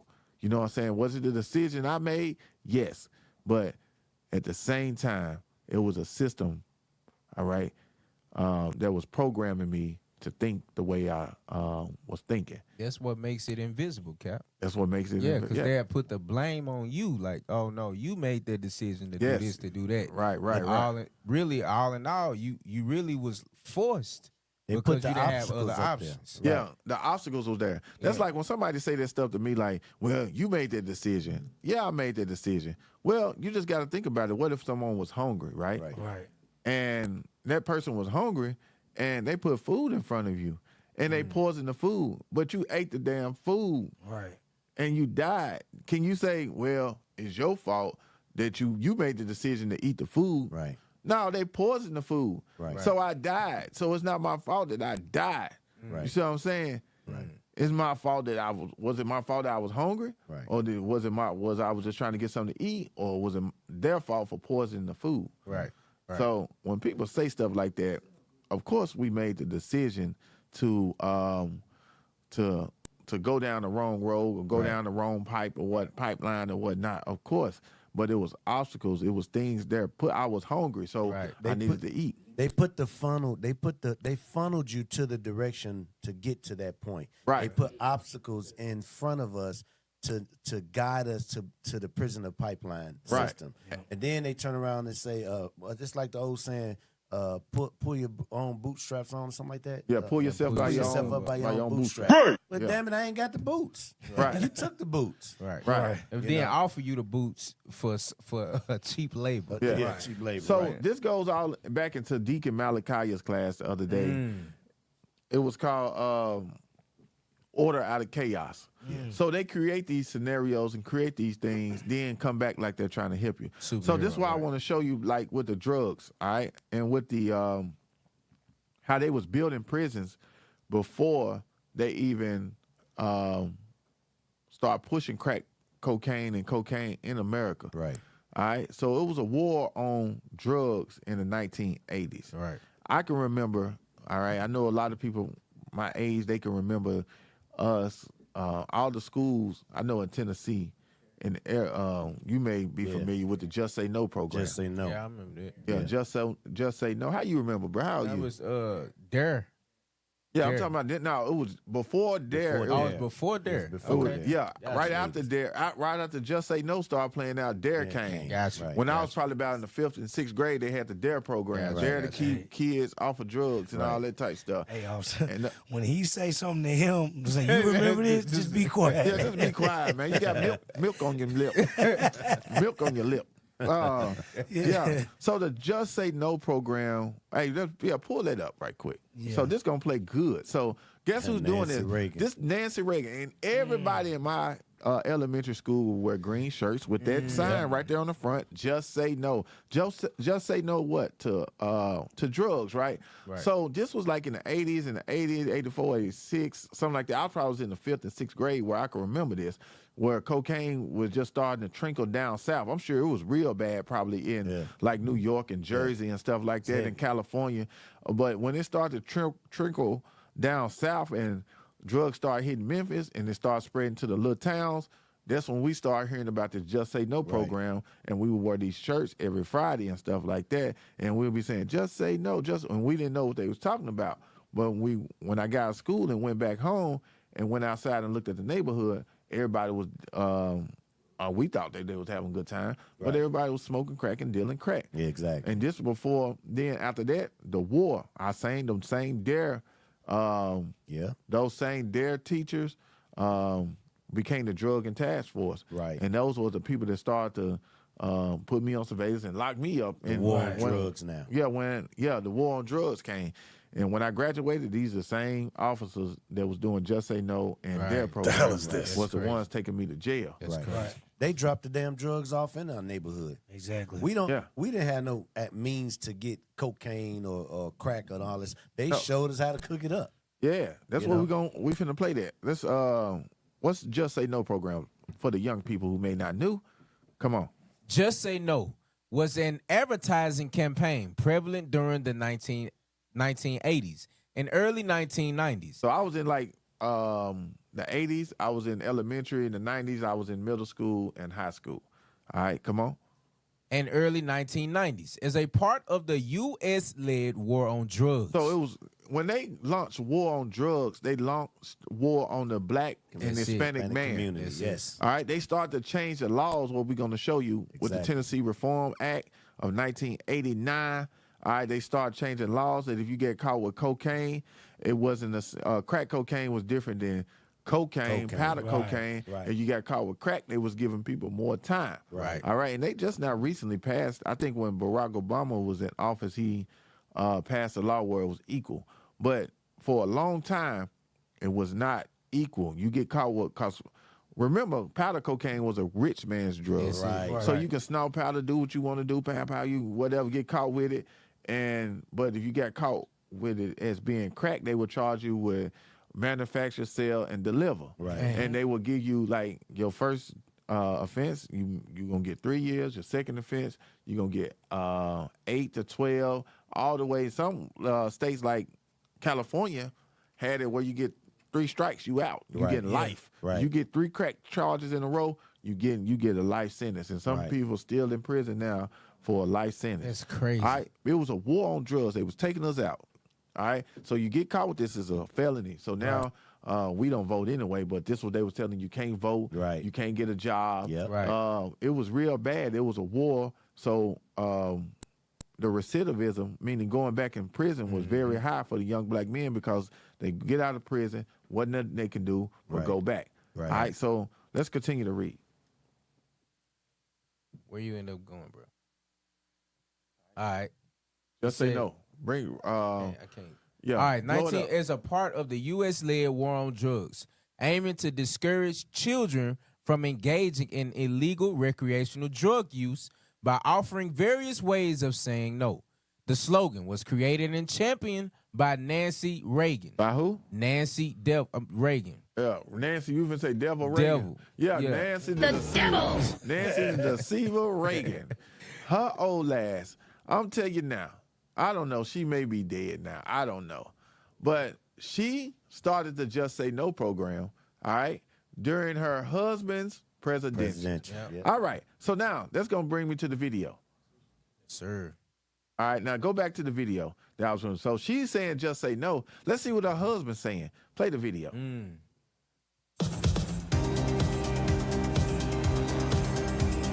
I will tell you, Director Deutsch, as a former Los Angeles police narcotics detective, that the agency has dealt drugs throughout this country for a long time. All right, stop. All right.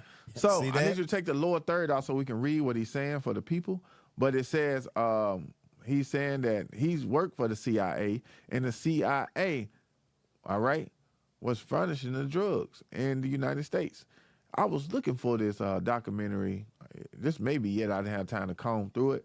It's a documentary on Netflix called Crack, and it was showing how the drug trade, America was starting wars with Iran and Saudi Arabia, getting opium and all that stuff, and they were sending it to South America, and South America was sending the dope, the cocaine back up through Mexico. It's a drug ring. Noriega. All right, come on.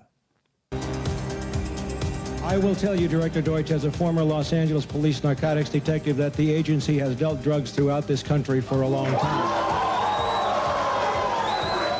For decades, the American government has been accused of intentionally flooding the streets with hard drugs. The CIA and law enforcement have supposedly been funneling drugs into the inner cities, and to the African American community in particular. All right, so stop. So they even know they was doing this stuff right into the African American community. Yep. And a lot of our mothers fell victim to it. Yes. Our fathers fell victim to it. Our uncles, our brothers, our sisters fell victim to the crack cocaine. Right.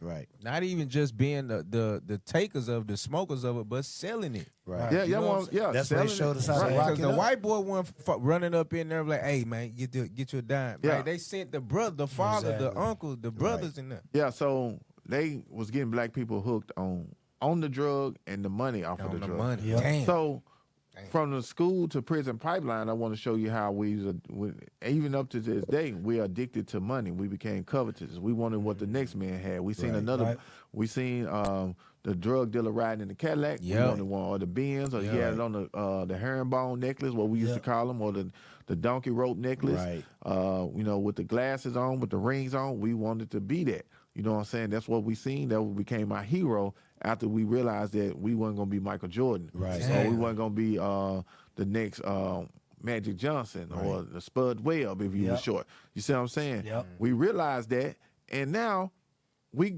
jump from one pipe to the next. Right. Now, the next pipe is very dangerous because now you're dealing with America and its judicial system, all right? And now this pipeline here goes straight to the prison.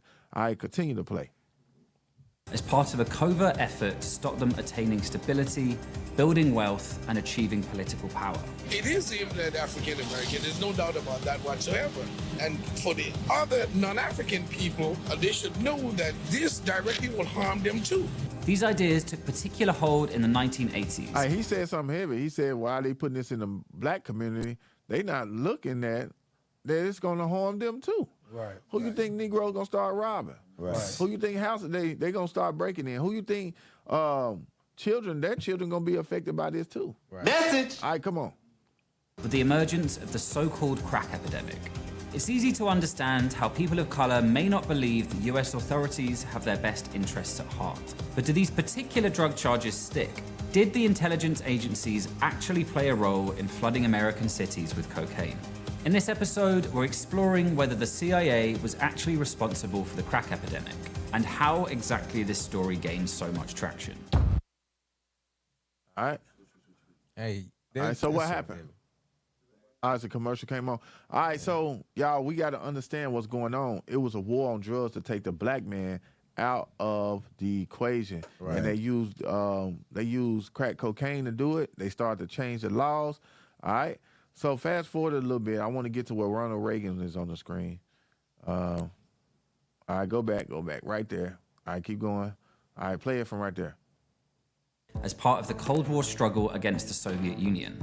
If we cut off the freedom fighters, we will be giving the Soviets a free hand in Central America, handing them one of their greatest foreign policy victories since World War II.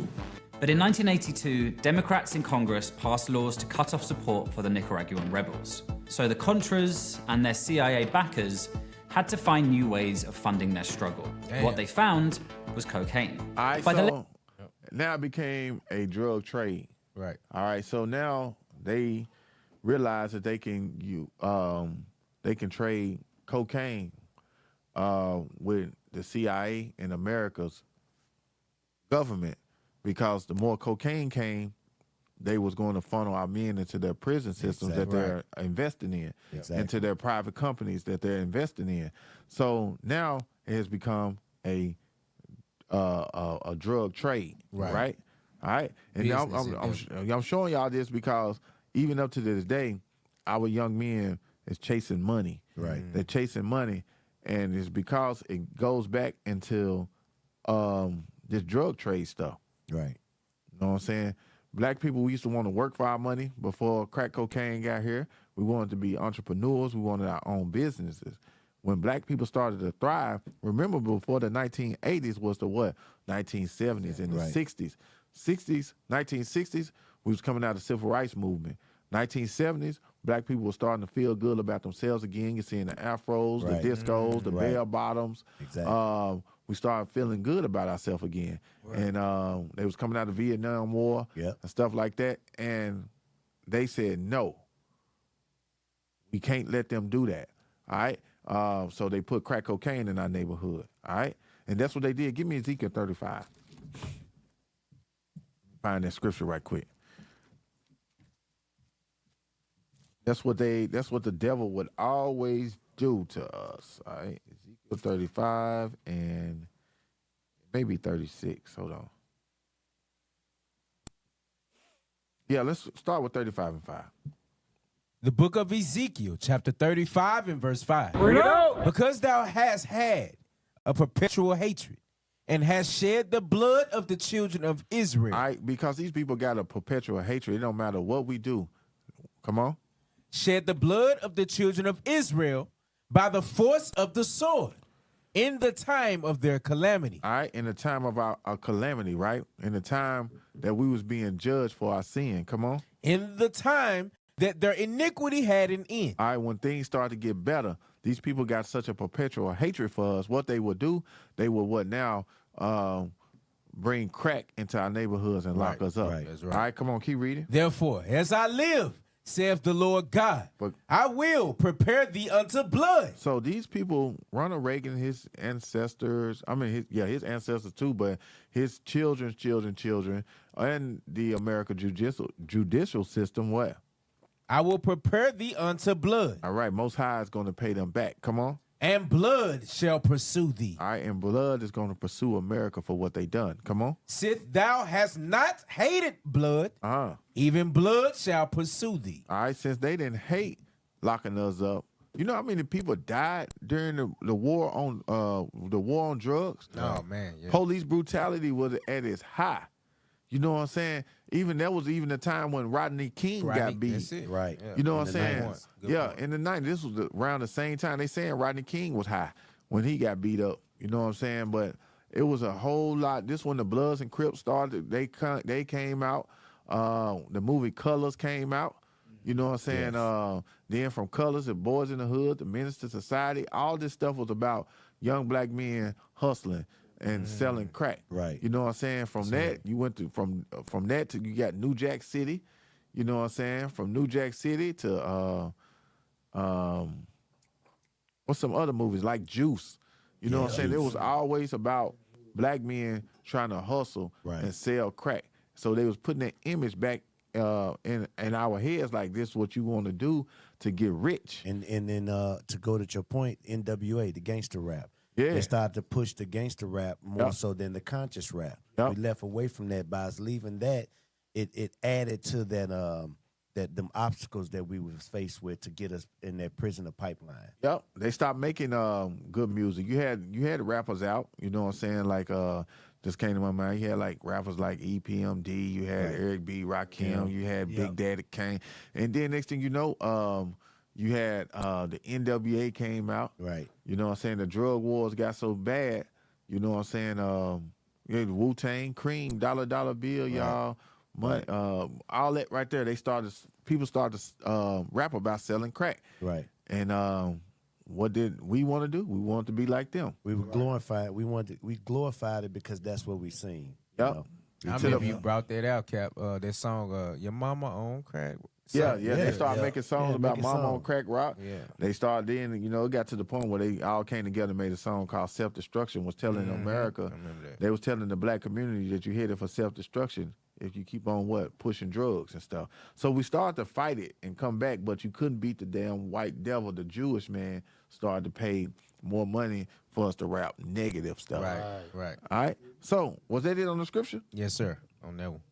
All right, come on. Verse 7? No. Play the video. Okay. Late 1970s, more people in the US were snorting coke than ever before. Most of it imported from Colombia. In the early 80s, smokable cocaine, or crack, exploded across America's cities. He said most of it was imported from Colombia. Yeah. We ain't got no damn planes.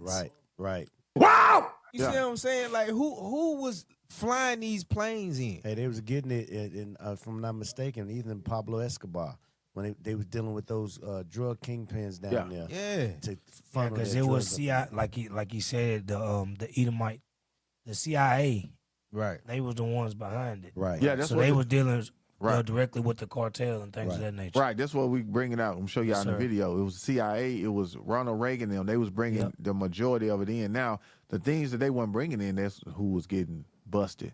Like you still had drugs coming through Miami and stuff like that. But most of this stuff was coming up through Mexico. This when the borders was wide open. All right, so come on, play. This proved to be a gold mine for countless organized crime groups, even those backed by the CIA. Today, cocaine and marijuana are found throughout our society from top to bottom. And that means corruption top to bottom and gang war violence.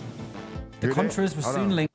Hear that? It said gang war violence. So when they bought crack cocaine and showed people how to rock it up, right? You know what I'm saying? They made it was a gold mine for them. I'm talking about for the business investors. Right. It was a gold mine for the CIA to America. It was a gold mine because, like I said, they built the prisons. Now they started to pack the prisons out. Now in prison, you either gonna have to work or you got to go to school. Right. That's it.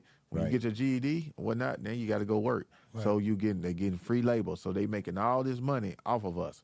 All right, due to crack. All right, come on, play. Today, cocaine and marijuana are found throughout our society from top to bottom. And that means corruption top to bottom and gang war violence. The Contras were soon linked with Colombian cartels, and in 1985, reporters Robert Parry and Brian Barger broke an almost unbelievable story. They claimed Nicaraguan rebels were involved in cocaine trafficking, and that not only did the CIA know about these activities, they allowed them to continue in order to help fund the Contras war effort. All right, so stop. Yep. So I know the doc, you probably remember Contra, right? The Contra. Yeah. The Contra, right? I remember them, they went to war down there. I think my cousin they went down there to the, they were stationed down there and stuff, and I didn't know that's what they was doing. What you call it? They allowed that. There was a war down there. I forgot the name of the war, but the Contra war conflict, they allowed the drugs to come in and funnel into the Americas, which came into our cities, and then that money that they funded it, they wind up fighting up, being able to fund the war that they was going in, dealing with. So they let the drugs flow in and then taught us how to rock it up and do all that stuff, and that's what you see that the man is bringing out right now. Right. All right, so go back out. And I didn't know back in the 80s, the Contra War was so popular. It was and the war on drugs. They even made a Nintendo game about it. Nintendo game. Hey, pull it up right quick. I pull up Contra, the Nintendo. I didn't know that. This was one of my favorite games as a kid. You had the white man going through shooting out the damn Northern Kingdom. Yeah, I didn't know this. That's what it was. Contra. Damn, bro. Hey, hold on. Go scroll down. It was a Nintendo game called Contra. I wish you can play a video of it. I ain't seen this stuff right here in so long. Push that where it say play right there. Yeah, I got to see it, bro. It's been since the 80s I seen this right here. But that's crazy. Yeah. I never I didn't know that they made a video game about the drug war. About the drug war. Damn, make me want to go back and get it now. I got Nintendo in my house too. I might. The two Edomites going through killing Northern Kingdom. Yeah. Put that on the screen. Yeah. Yeah, they go to look at him. He got the gun. He's shooting the Northern Kingdom up there. The brown people, look. Them brown people running on the bridge. That's straight mockery. Yeah, this before y'all had Super Nintendo and Sega Genesis and stuff. This was Xbox. Yeah. This was Contra. This was the game right here, boy. Everybody wanted a Contra game right there. Did. Everybody wanted this before. This one you just had Mario Brothers and Duck Hunt, and you had Contra. Boy, ain't no way, boy. That's crafty counsel though. And Kung Fu. And then Mike Tyson Punch Out came out, boy. Right. They took yeah. So this was back in Nintendo games. Look at the young brothers like 80s, late 80s. What the hell? Y'all played that? Really? I'm tripping how he ain't down when he jumped in the water. Yeah, but come on, man. All right. It's that's when crazy. you got to the end. You had to shoot off all them damn missiles right there. But hey, that's crazy. They even had a game on it, man, called Contra. And I didn't know. Old heads right there. Yeah, and I didn't know. Oh man, keep on. I know what you're trying to say. Keep on. All right. Had to get you. Yeah, keep So, living. All right, let's go back to the video. Activities, they allowed them to continue in order to help fund the Contras war effort. When Bob Perry and Brian Barger got a hold of a CIA report revealing that they were working in the mid-1980s with Contras fighting the Sandinista government, they were warned by their editors that this was not something that was going to make the people that own their newspapers very happy, and both of them ended up losing their jobs. At this point, the CIA strongly denied that they were involved in the drug trade. But on the streets, the rumors began to spread that the government was either actively or passively allowing crack to be sold. All right, so they was actively, and he said they was allowing crack to be sold. All right, let's go to the end of this video. Give me 10:40. Hey, no, go back. Go Freeway Ricky Ross. Go back. Yep, I was going. I play that. Dollars, which had been. So they got a Negro. This was all crafty counsel. Right. Showed him how to make crack, and he showed everybody else, and it spread it worldwide. Come on. seized be returned to the drug traffickers. The CIA admitted that they knew that these guys were selling drugs and had went to the Attorney General and asked the Attorney General could they not report it because the mission that they were trying to accomplish was so big. It was a matter of U.S., what do they call it? National security? National security. So wait, the CIA was allowing this just kind of to happen, the drugs to go in, and they weren't putting it there, but they were allowing it to happen and funneling the money. That's what we believe. This is a complex story, but let's try to answer the big questions. Did the CIA actually sell crack? On the evidence we've got, no. There were no agents with sunglasses and earpieces slinging rocks on the streets of Compton. Did the CIA work with and protect major drug traffickers? Yes, absolutely. They've been forced to admit that publicly. The real tragedy here is that as far as we know, no one from the CIA or the mainstream media even lost their jobs over this. The only people who suffered for it were the journalists who exposed the story and the millions of people targeted by the unjust and racist laws that were passed in response to the 1980s. I see y'all hear that? Hey, rewind it just a little bit, right? Yeah. The only people who suffered for it were the journalists who exposed the story and the millions of people targeted by the unjust and racist laws. All right, so stop. So they created unjust and racist laws, all right, to keep us locked up, to be funneled through their system, to bring them more money. He said, even though the CIA done this, no one was ever prosecuted. They was ever prosecuted. Only people who suffered was the news reporter who wrote it, and the people who is suffering from the laws that was passed. Well, basically the black and Hispanic community. I was about to say us. Yeah, we was the only ones that suffer for it. All right, give me Zachariah. They hold themselves not guilty. All right, so they kill us. They give us crack cocaine. They put it in the neighborhood. It was a war on drugs. Y'all go look at some of them old videos on the war on drugs in New York and the war on drugs and even in Memphis and just different cities, man, Chicago, you know what I'm saying? Just look at it and you'll see how many deaths, how many people was dying at a rapid rate, you know what I'm saying? And somebody got a lot of blood on their hand. That's why we be telling people this, read that. The book of Zechariah, chapter 11 and verse 5. Whose possessors slay them and hold themselves not guilty. All right, they'll kill us. They'll put crack cocaine in our neighborhood. They'll punish everybody but themselves. Right. We just said, dude just said it on the thing. They'll punish everybody but their own selves. So who's going? They got to pay. Right. You know what I'm saying? Some of our people are still messed up now. You know, a lot of people grown now with crack babies. Hey, you're exactly right. The families destroyed during that era, the crack era. Yep. I remember as a kid coming up. I remember when the gangsters came and took over the block. Like it was like a nice neighborhood, a decent neighborhood. But I remember that vividly, that the gangsters came and took over the block. I remember the 2, 3, 4 drug lines stretching from the alley to the front street all the way down the street where they were selling crack. I remember that vividly growing up. And then what do you see? You see the brothers out there making money. That's what you want to do. This destroyed our families. This destroyed it. And it's that pipeline that you're speaking about, from the schoolyard to the prison yard. To this day! Yep. It destroyed a lot of our families, man. It destroyed me. It took me away from my family. It took me away from my son. It took me away from a lot of things. My mama couldn't enjoy me. Right. Hey, give me that Deuteronomy 28. Yep. I think it's... I got you, Kel. Like 41. Yeah, read that. Deuteronomy chapter 28 and verse 41. Thou shalt beget sons and daughters, but thou shalt not enjoy them. All right, because why? For they shall go into captivity. They was going to go through that pipeline. Right. All right, they was going to end up in prison. Wasn't going to enjoy them because they was mentally being challenged. They was crackheads. Right. You know what I'm saying? Drug addicts. Right. You know what I'm saying? You couldn't enjoy our families from the 1980s all the way up into now, really. You know what I'm saying? Yeah. We couldn't enjoy.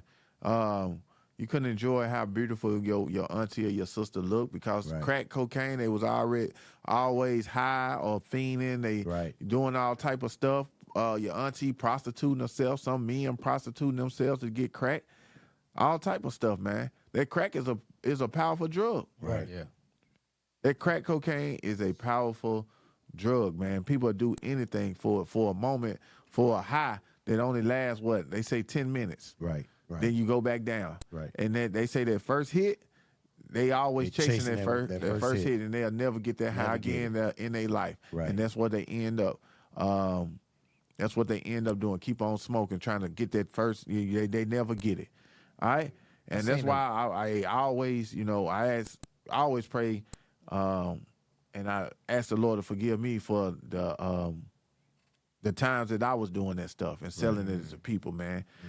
People sell their last. Some women will prostitute their daughters out. Right. Some women will sell I done been in places where people will have a Christmas tree in their house and they need a crack so bad they'll come bringing me Christmas gifts still wrapped up, and I used to turn that stuff down. No, man, I don't want that. You know what I'm saying? I wasn't never that dirty to do stuff like that, even though, now we don't celebrate Christmas, but I'm just saying that type stuff, crack will make you do. All right? Right. So where did I have you at? Hey, could you read verse 16? Yeah. Read Deuteronomy 28 and verse 16. Verse 16.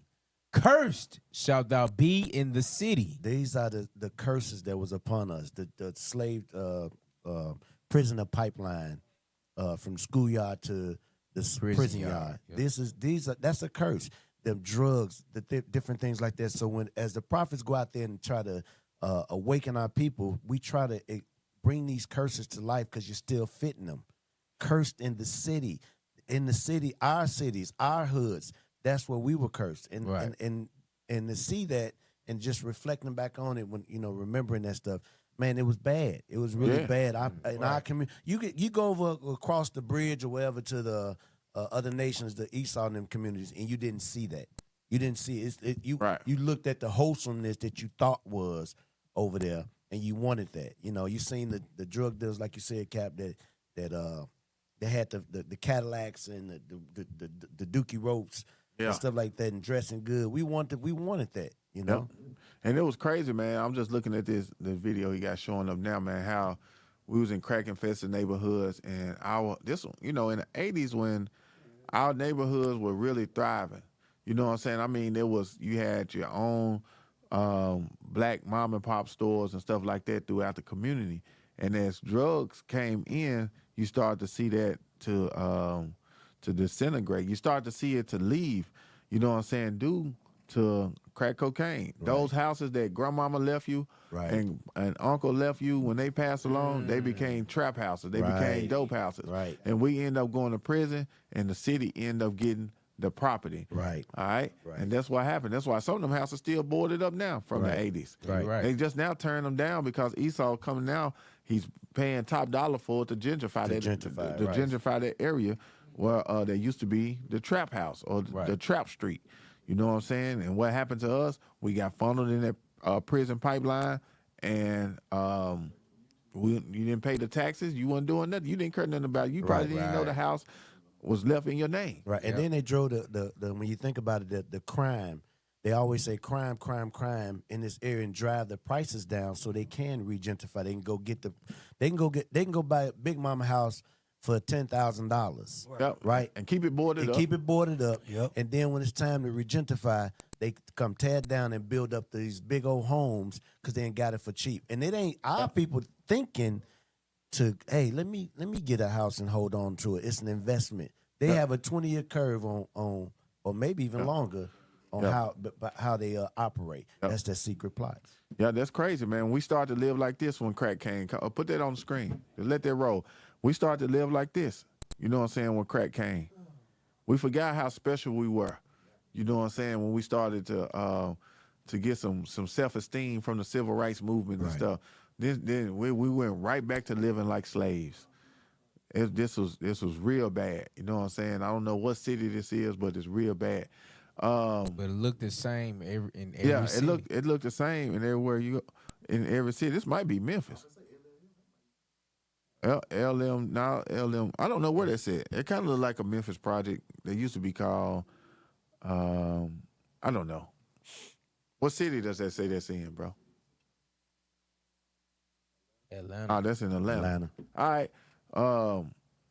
But yeah, so go back to Deuteronomy. Where was you at? So all this is because we broke the laws, statutes, and commandments of God. Right. All right. So, you know, we were still in sin back in the 70s and the 80s. So the Lord had put his hands on us again. Right. You know, he had to show us, you know, that we're going to have to cry out to him. We're going to have to, he had to afflict us a little bit more longer. Give me Deuteronomy. Did you read 28 and 16? That was you just read? That's verse 16, yes, sir. All right. That we would be cursed in the city and cursed in the field.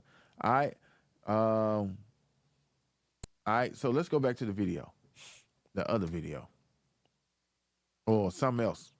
I put for the class over with. And Cap, I wanted to make sure that we highlight how the secret plot. I remember the class that Bishop Yabusat was talking about when he was talking about the mousetrap. Yeah. And so we see that that brother that was had the big chains on and all of Right. that. He was the prize at the end. Right. You know, because the young men, they want, all right, look, I'm willing to play the game to get that. Right. But Yeah. then don't see all of the trap doors. Right. Don't see all of the trip wires. Right. You see what I'm saying? Don't see everything, the person hiding behind the corner, Right. ready to put them to death. Right. You know what I'm saying? Just so you can get their prize. Yep. You just looking at the end of the tunnel. You're not looking at the different doors to get to the end Yes, of the sir. tunnel. Yes, sir. And a lot Right. of people, like myself, you never get to the end of the tunnel. You don't know one rich drug dealer. You Right. don't know one. Well, I don't know except one. No retired one either. Yeah, no retired. Yeah. Well, except the government. The government, right. For real. Yeah, except the government, man. That's So, hey, it's sad how they done us, but they got to get paid back from the Most High God. All right, so let's read this. Play this video right here. I know we always play this. I hope y'all go get this book. This Dr. Jawanza Kanjufu. Yep. Hey, he always got some. Hey, this was back in this 1987. So this is during the crack epidemic. Wow. All right, this is during the time. That's why the videos look them VHS tapes. That's what this looked like. That's why when we were showing the other video, all this stuff was around the same time. Right. All right, come on. 4th grade. So we wanted to find out what your son, a male student, was doing at the beginning of the 3rd grade, then at the end of the 7th grade, and then measure the progress. Let me give you 3 examples.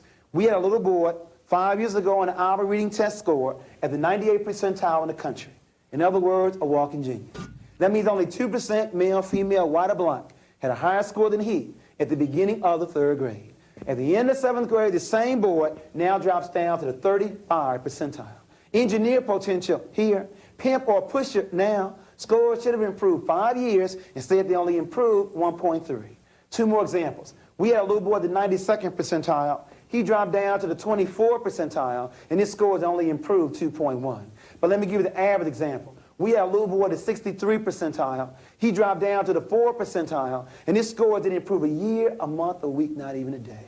There are 3 critical stages in black boys' development. Infancy to 9, 9 to 13, and 13 to 18. You see, it's easy to see the negative behavior here when he's already dropped out, laid up on some street corner lacking direction. It's more difficult to see it around 9 years of age, when they begin to sit further in the back of the class, when they begin to ask less questions, when their ball becomes more important than their book, when they begin to cheat on their tests. We appeal to you to turn your sons and male students on early. All right, so stop. So he said a lot. You know what I'm saying? He said a whole lot.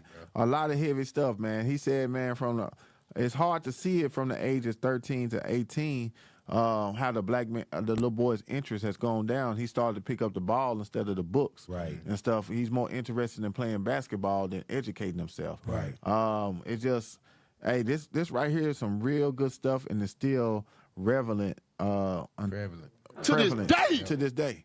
It is. And that's crazy. And this is 1987. And he was trying to combat the crack epidemic. That's crack crazy. epidemic and the prison to school to prison pipeline. Yeah, the school to prison pipeline. He understood where our children was going if they continued the way the education system continued the way it did, and he was right. Right. Hey, Cap, so what he said engineer potential. Right. When is, name a black engineer. Name any kid that want to be a black engineer. You see what I'm saying? Right. And he said engineer potential to crack to what he say, pusher. to the pusher man. Right. So literally he was naming two of the you know what I'm saying, what a real good black man look like that's taking care of his family, all the way to somebody that's destroying his life and the life of other people in the 3rd grade. Right. So you see what I'm go saying? by what you, but go by what you see. Right. That's what I'm saying. You're a product of your influences. environment. Yes, sir. So if you see a drug dealer, guess what you want to be? You want to be a drug dealer. Like you don't see doctors, you don't see lawyers, you don't see engineers, businessmen. Businessmen. Yep. You see this man slanging dope, big bankroll, can't pull it out of his pocket, big wheels. Yep. You know what I'm saying? Back in the day, you know what I'm saying? Jewelry. Right. Had everything that you wanted. Yeah. So guess what you gonna do? You So don't that wanna was get like, I'm there. from a small town similar to Cap. That's all I seen growing up. My mama, she sold it. My daddy did it. So I had a choice. I didn't make it in sports. I tried the school route. Right. Didn't finish. Right. Fell right into the trap. You understand? So the pipeline. this is a heavy topic, man. This is some good stuff. Yep. So let's push play. Teach them how to read early. Teach them the beauty of being black and believing in God early. Many of us have waited, and we have waited almost too late to develop black boys to be men. You know what I'm getting at. America spends $2,300 on Head Start. They spend $38,000 on prison. If Reagan wanted to balance the budget, I can show you save about $36,000. Stop. So we say Reagan. So you're talking about Ronald Reagan. This is the time. This is the same time period. Go back just a little bit, because he's against it. He said if Reagan wanted to do this, come on. On prison. If Reagan wanted to balance the budget, I can show you save about $36,000 per person. It's much easier to educate than it is to incarcerate. All right, so stop. So he understood that Reagan wasn't with the plan, because Reagan was about incarcerating and not educating. Right. And he understands. That's what he's telling. That's what he's telling those people sitting there, but they couldn't hear him or see him. Just like we telling them now, people still can't hear and see it. Right. What the brother saying was, it was on point. You know what I'm saying? He hit the bullseye. He's 1,000% right. Right. All right, come on. You raise the questions. How long do you stay in Head Start? Year? 2 years at the most? How long do you stay in prison? The rest of your life? Question number 1. Question number 2, does Head Start work? A 19-year study documents that Head Start works, but in prison, 85% of the inmates that get released go right back in. But as Jesse Jackson says, we have 2 choices. We can either send me to Penn State or State Penn. It's your choice. And it's the same options you have today. Yeah, so that's crazy, bro. All right. So he basically spoke prison, schoolyard to prison. They're spending more money incarcerating than educating. Yes. Our youth, and they doing it to this day. So that goes in what you said earlier. We need to get our children out of these damn schools. Right, because they're giving our kids false hope. Get to the part when he's talking about the sports and stuff. You know what time stamp that is? The next time stamp. All right, when he's talking about sport, this is the NBA right there. This is the false hope that they're giving young black kids, man. And we got to stop this, and it's up to us to stand up against it. All right, listen. That's right. In the NBA. All right, this go million. back. Hold on, go back. I want everybody to get exactly what he's saying. All right, push. A better job making pimps, pushers, and a few basketball players. Their hero, Michael Jordan, has said there were 1 million brothers that won his job last year in the NBA.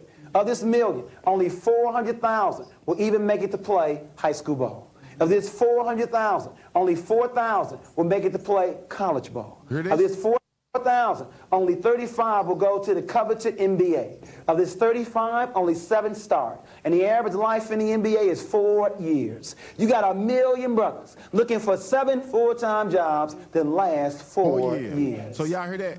This conspiracy. It's what? What did he say? It's a what? Conspiracy. It's complex.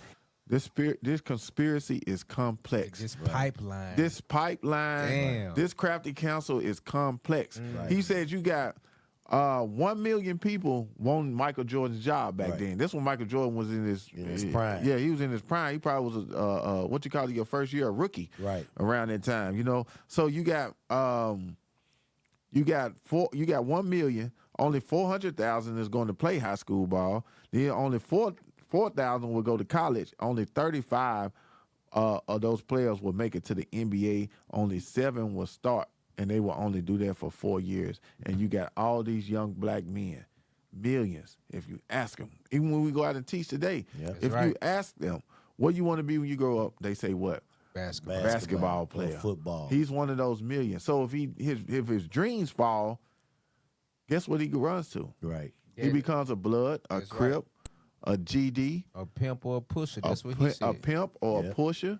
He becomes a 8-tray Hoover crip. Right. He becomes a 5-deuce Hoover, a 5-tray. What they do now with want to be a rapper. Yeah, or want to be a rapper. Right.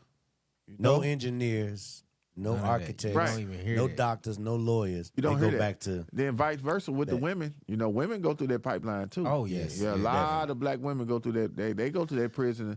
They go too. You know what I'm saying? And our women ain't ambitious like they used to be. Right. And the only thing the black woman want to be, she want to do hair, she want to be a nurse, or she want to be a real estate agent. Or that thought over there. Yeah. You know what I'm saying? She do that simultaneously. All together. So she go get her degree, but then she got her legs up at night. Yeah. Man, damn. All right. So our people, man, we got to wake up and realize what's going on. All right, push play. Was that it on that video? The last 4 years. This conspiracy is complex. It goes beyond the NBA. Even schools are in on it. What will be the first thing you see when you walk into a Cincinnati high school? A large trophy case. And that was even school. Stop.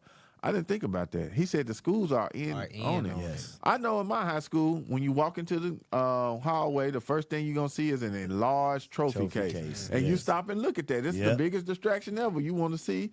It's like now, you go in my high school, I'm on the wall. Yeah, man. I'm on the wall. Don't be hating, man. You made it to the wall. Yeah, we went to state. You know what I'm saying? We did. They had the years of your championships all accentuated. Give me the one at the bottom. That look like the one in my high school right there. No, not that one. Yeah, that one. That look like that look like the one in my high school. Damn. That used to be. That's heavy though, Cap.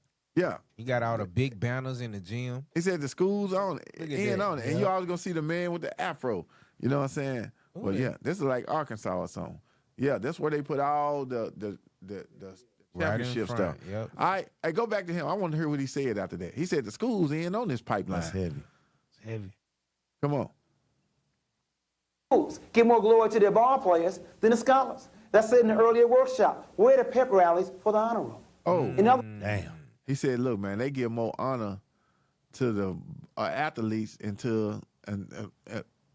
they get more honor to the athletes than the scholars. Right. You know what I'm saying? He said, where's the pep rally for the honor roll? Right. That makes a lot of sense. That's why I say they need to take sports out. The student athletes, they needed to take that out of the school, especially the black schools. Right. And they need to take the band out too. Right. Because the band, unless you're gonna play a violin or something, because the band is getting worse, especially at the black schools. We was at a parade Sunday, and the black women at black parades, they gotta dance like strippers. Right. It gets on my damn nerves. The white band comes through and they just look like they finna square dance. Right. Not our people. Go big. Then here come the black people. Boom. They come with a little soul. Cocking her legs up and doing the splits, turning around. A little extra.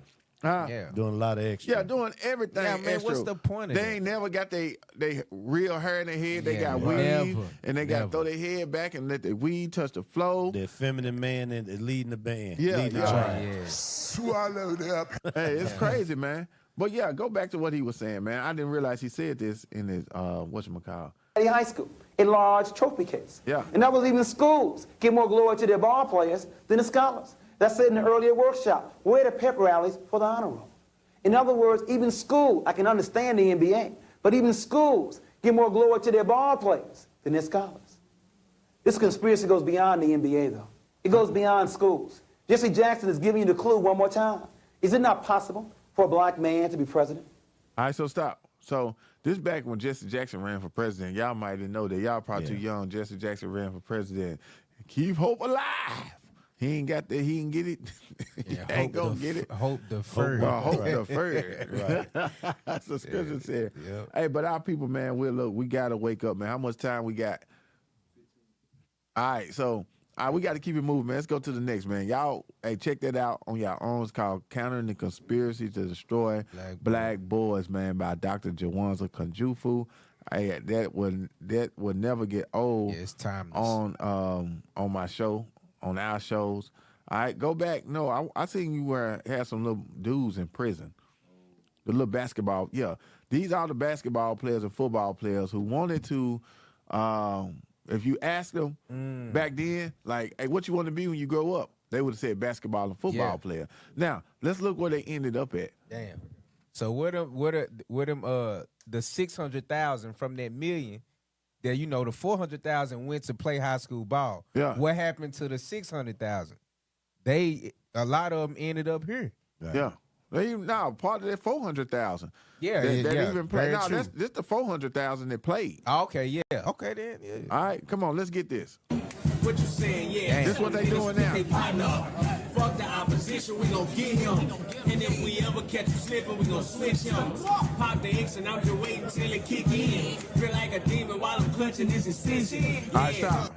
So these niggas in jail for killing people on maximum security, and they still rapping about killing people. They don't need to be back out. You big dummy. Yeah, for real though. Like, bro, when I was in there, that's all these young niggas do.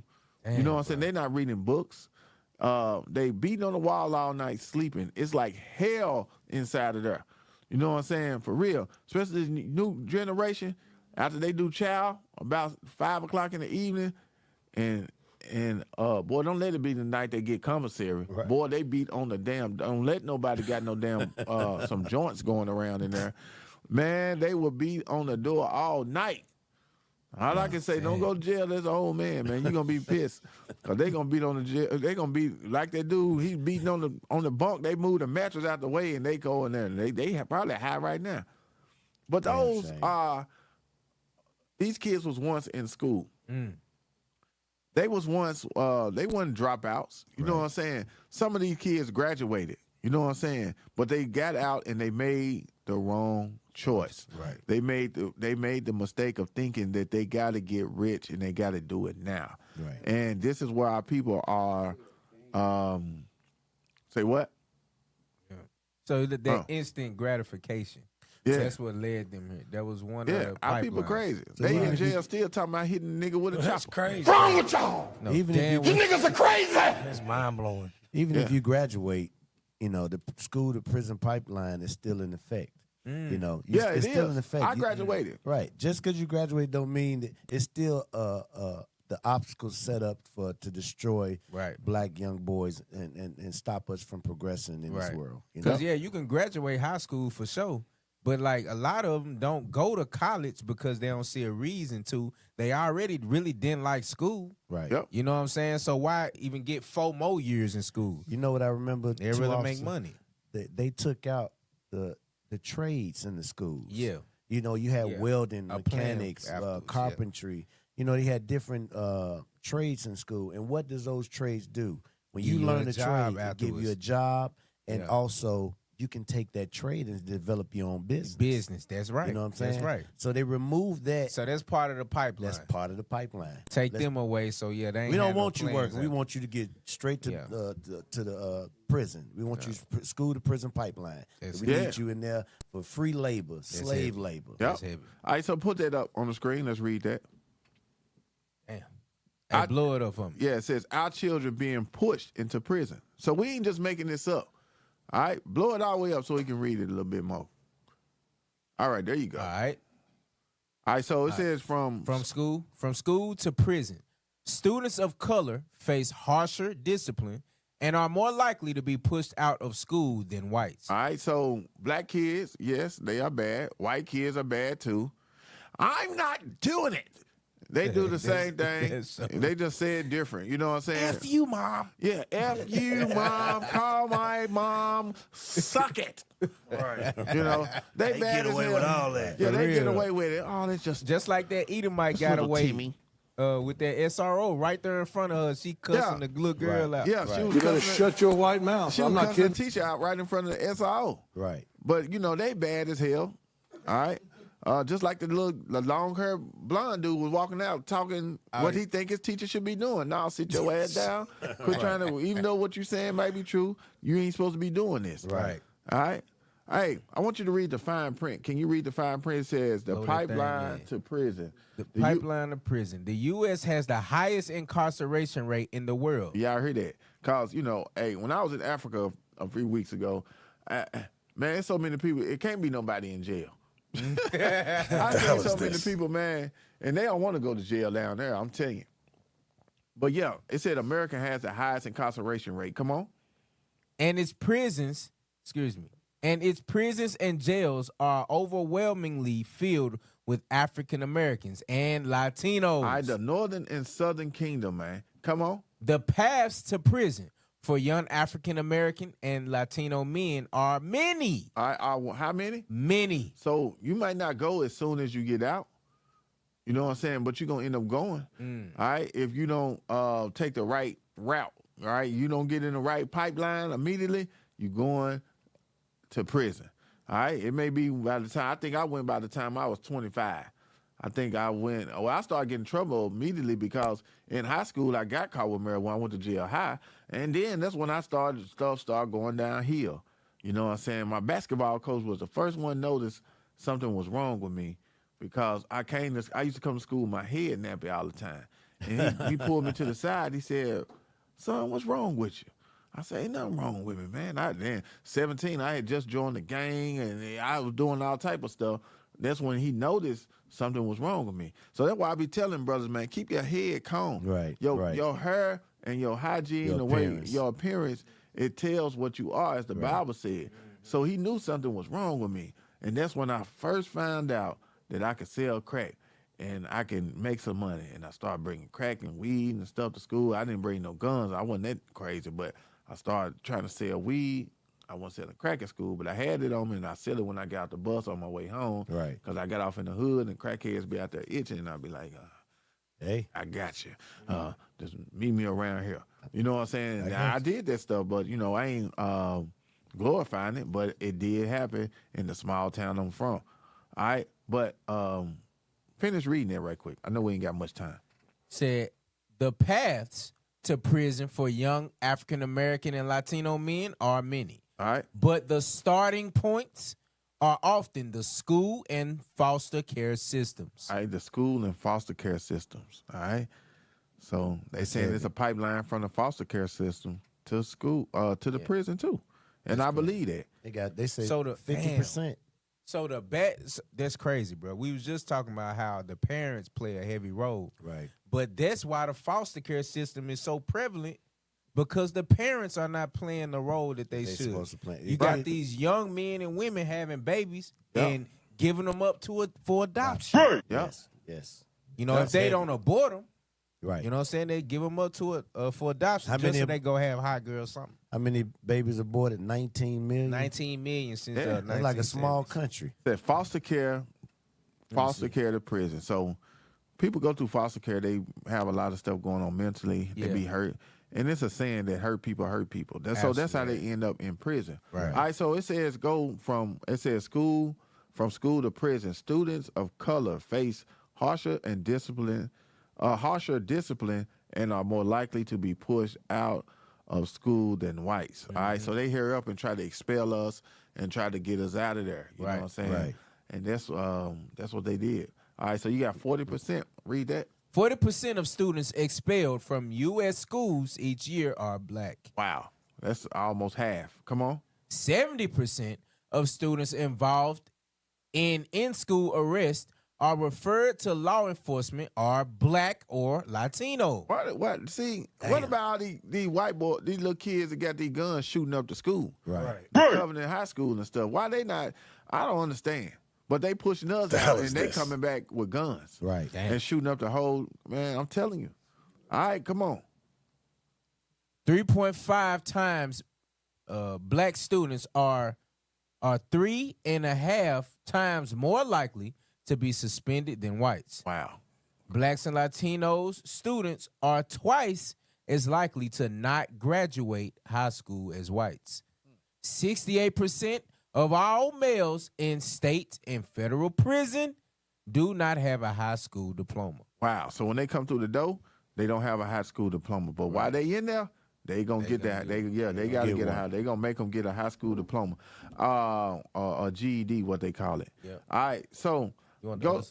You want the other side or? Yeah, you can read the other side right quick. Did I have something else? All right, pull up something else because we're going from school to prison. Yes, sir. All right, what that say? Oh, yeah. School to prison pipeline.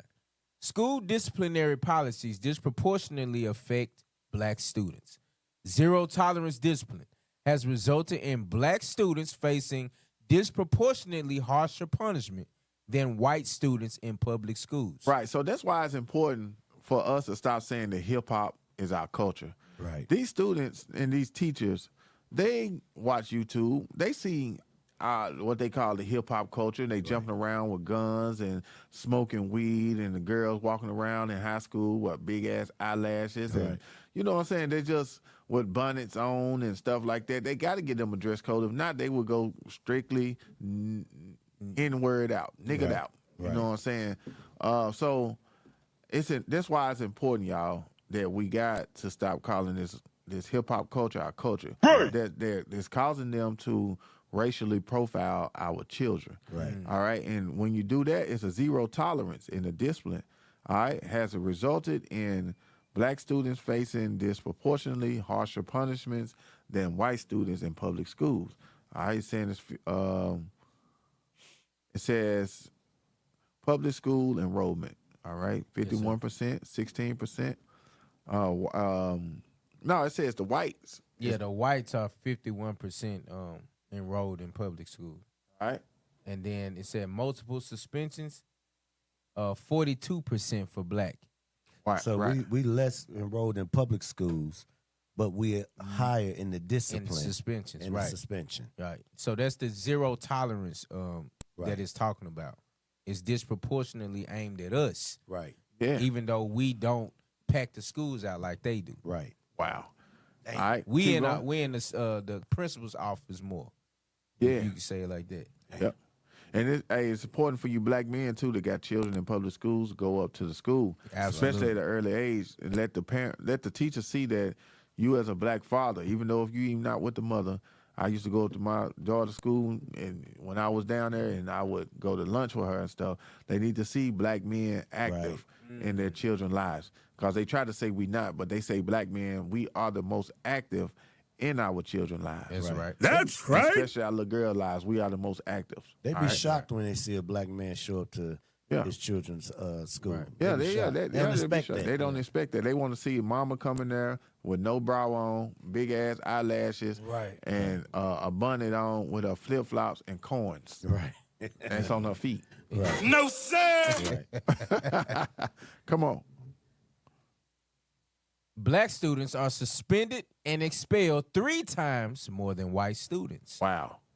Students suspended or expelled for a discretionary violation are nearly 3 times more likely to be in contact with the juvenile justice system the following year. Yep. Hey, all this stuff, man, it's just now looking back at, you know what I'm saying, me personally in my life, how they was trying to get me, you know what I'm saying, when I was a child, when I was a juvenile, right? They was trying to, I remember somebody did something, we got out the bus and they threw a rock and busted a window. And the person, window who got busted, swore up and down, I threw the rock. I knew I didn't throw the rock. And they got me in the system then. You know what I'm saying?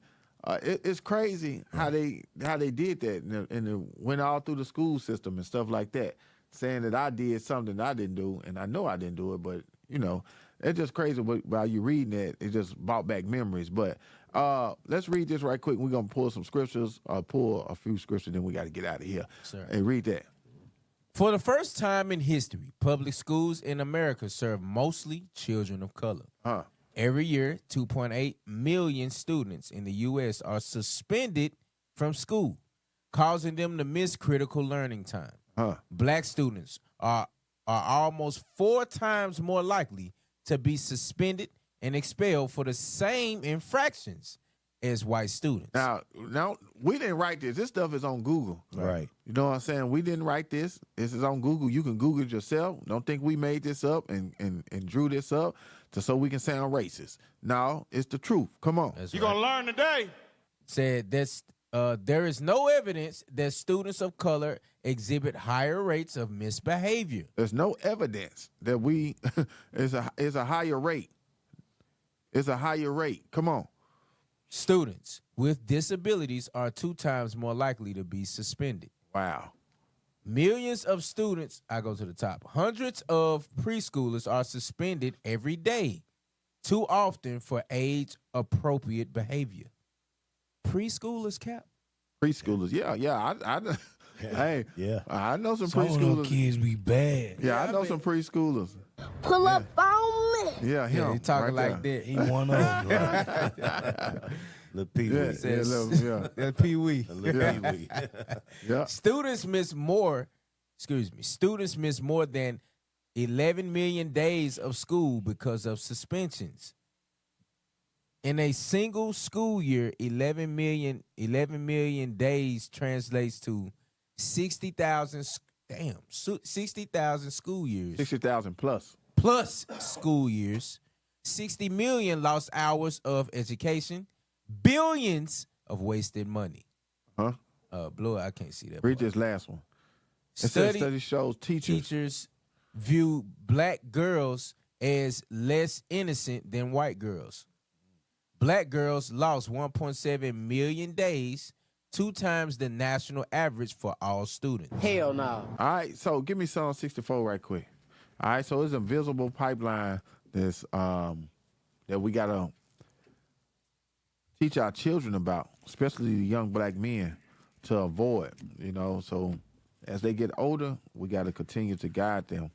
All right, we didn't know this stuff when we was you know what I'm saying, before this truth we didn't know, but now we understand. That's right. And it's up to us to do what? To build our nation and make sure that we're taking care of what we're supposed to be doing with our children. And that's teaching them the laws and statutes and commandments of the Most High God.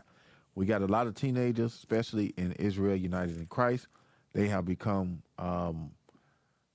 seemingly what word I'm looking for? They're not interested no more. Seems like their interest for the Bible is fading away. Man, y'all got to come up with different tactics, especially in the school, the young prophet programs and stuff like this. Saving Daughters of Sarah program we're implementing, that we got to really focus on our youth. You know what I'm saying? Israel United in Christ, we are not a fractured organization. So therefore, we must concentrate on our youth. All right, we can't concentrate, spend a lot of we can't spend all the time on the grown folks. Right. We gotta focus some of that time on our youth, especially ones who are graduating out of the public school system, because just because they come into the truth, they're not exempt from this invisible pipeline. Right. All right. As Dr. Jawanza Kunjufu said, this is a complex. What did he say? Conspiracy. Conspiracy is complex. Yeah, it's a complex conspiracy. So he's saying that they don't get you one way, they're gonna try to get you another. Right. But they want you in that pipeline. All right, let's go to Psalm 64 and verse 1. Psalm chapter 64 and verse 1. Hear my voice, O God, in my prayer. Preserve my life from fear of the enemy. All right, so this is a prayer. So he says to preserve our life from what? From fear of the enemy. All right, from fear of the enemy. Come on. Hide me from the secret counsel of the wicked. All right, so we got to understand that we got to pray that our children, all right, be hidden from this invisible pipeline. That's the secret counsel of the wicked. Come on. From the insurrection of the workers of iniquity. All right, come on. Who whet their tongue like a sword. All right, they sharpen their tongues like a sword. Come on. And bend their bows to shoot their arrows, even bitter words. All right, that's their secret counsels they have. They think tanks. Come on. That they may shoot in secret at the perfect. Suddenly do they shoot at him and fear not. Read that part again. That they may shoot in secret they do at these, the perfect. Look, they got secret plots. All right, they got think tanks, and they will shoot at us at the what? At the perfect. All right, Psalms 19:7. We are the perfect, man. We are the ones keeping God's laws, statutes, and his commandments. We are the perfect. All right, come on. Psalm chapter 19, Cap. Yeah, you can read it. Okay, Psalm 19, verse 7. The law of the Lord is perfect, converting the soul. The testimony of the Lord is sure, making wise the simple. All right, so those who are keeping God's laws, we are the perfect. All right, and they said they aim at us. It says they shoot in secret at the perfect. All right, meaning they're aiming at us. All right, in secret. Come on. Verse 4.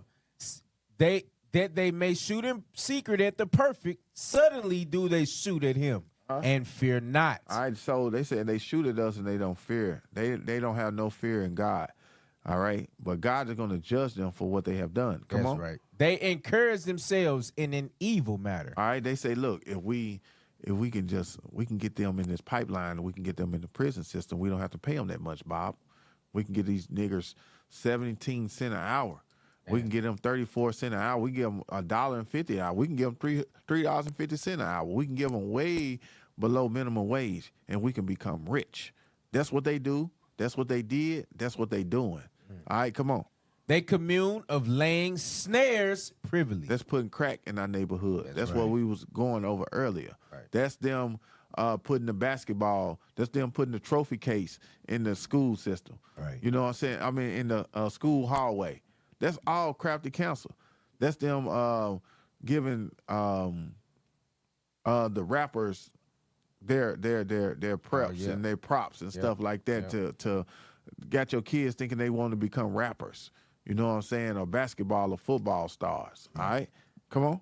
They say, who shall see them? And they say, when we do these things, who gonna see us do this? Who know about this invisible pipeline we got? Right. All they know is that their children are making wrong decisions and they're going to prison. All right, come on. They search out iniquities. They accomplish a diligent search. They search out our iniquities. They search out our sins, and they accomplish a diligent search. Man, they will, like I said, have think tanks. They got people investigating. They got people following you. They got people listening to your conversation. They got people on your social media looking at your algorithms. They looking at what you watch. It ain't no damn coincidence that you can be talking about shoes right now, and then you get in your car and cut your phone on Facebook. The first thing pop up is some Nikes. Right. You can be talking about fishing. Then some fishing poles pop up. Some tackle boxes. I'm just throwing stuff out there. You can be talking about cars. You can push a button on your phone and it's advertisement for cars. It's advertisement for cars. Right. Your phone listening at you all the time. Right. All right, come on. Both the inward thoughts of every one of them. All right, of the enemy, come on. And the heart is deep. All right, and their heart is deep. They always going to be trying to think of ways to keep us at the bottom of society, to keep us going through that pipeline. All right, come on. But God shall shoot at them. But God, the Most High God of Abraham, Isaac, and Jacob, going to shoot back at them. Come on. Right. With an arrow. With an arrow, come on. Suddenly shall they be wounded. All right, and suddenly shall they be wounded. They're not going to prevail. Give me Zechariah chapter 9, verse 13. All right? So let's see what that arrow is that they're going to shoot. Our people going to start to wake up, and we're going to go out and prophesy. And this is, we're going to have shows like this. So this is the arrow, the weapon God is going to use. Come on. Who he going to use? The book of Zechariah, chapter 9 and verse 13. When I have bent Judah for me. All right, so you got to remember in Psalms, he says, but God shall shoot at them with an arrow. And he going to put who in that arrow, in that bow? Judah. He going to put Judah, the number one tribe, the best tribe. All right, it's going to be his weapon. Come on. Fill the bow with Ephraim. All right, and he going to fill the bow with Ephraim, the northern kingdom. Come on. And raised up thy sons, O Zion. All right, and raised up who? Thy sons, O Zion. And then we're going to start to prophesy, all right? And we was going to start to see this invisible pipeline that they got. We was no longer going to take that route, but we're going to take the route that the Most High God chosen for us, and that's keeping his law, statutes, and his commandments. Come on. And raised up thy sons, O Zion, against Thy sons, O Greece. All right, oh Greece, oh white man. So, yeah, this is war, like the bishop say. It's time for our people to wake up, man. Look, we're going to go ahead and end it right there, man. I hope y'all enjoyed that. We apologize for the technical difficulties in the beginning. I don't know if y'all can still hear it or not. It was a lot of clicking and carrying on going on. But, hey, all praises, we made it through it. Hey, we'll be right back next Wednesday. But right now, we're going to ask everybody to get their phones out and take this quick survey right quick, man. Tell us how we done. How did you like the show? All right, we're seeking your assistance to enhance our national broadcast. Kindly spare a minute to provide feedback by answering 5 brief questions. All right, it don't take long, right? So make sure, man, look, y'all get your phones out and do the QR code, man. Do the survey, man.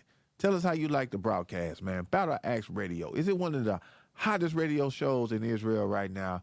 You know what I'm saying? If so, man, let us know.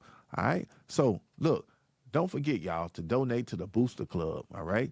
Donate to the Booster Club. Join the Booster Club. If you have not joined the Booster Club, if you don't know what the Booster Club is or how to join, make sure to email us, man. Email us at iuic.nashville@israelunite.org. That's iuic.nashville@israelunite.org. And guess what? If you want to donate and you want to help this show, you know what I'm saying, so we can get more things for this show, you can do the same thing at PayPal, and you'll send the monies to iuic.nashville@israelunite.org as well. All right? So, y'all, don't forget who's coming up next. You got the Power Hour by yours truly, man. Deacon Joshua and the men out in Phoenix, Arizona, man, they always going to bring that fire. All right, so shout out to the Northern Kingdom, man, putting in them bricks, man. Captain Abiel down there in Tijuana and the rest of the captains, man, who's putting in the work all over the world right now, man. So, hey, as y'all seen the show last week, if you didn't see it, man, we blitzed the whole globe for Passover, man. Ain't nobody doing it like we doing it, man. We doing it through the Spirit. We doing it through the Spirit of Yahweh by Hashem. You better know it, man. And that's the Almighty God of Israel. All right? So with that, y'all, we're going to get out of here. We're going to say shalom, Most High in Christ bless y'all. Battle.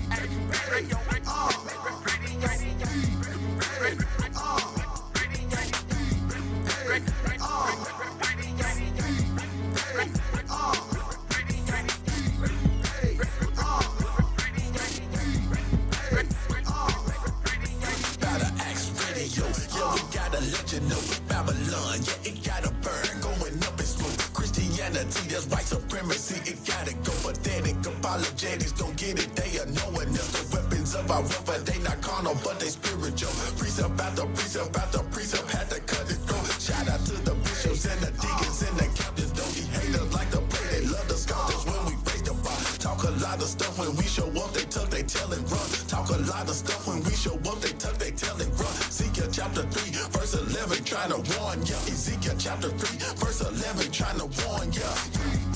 Hey,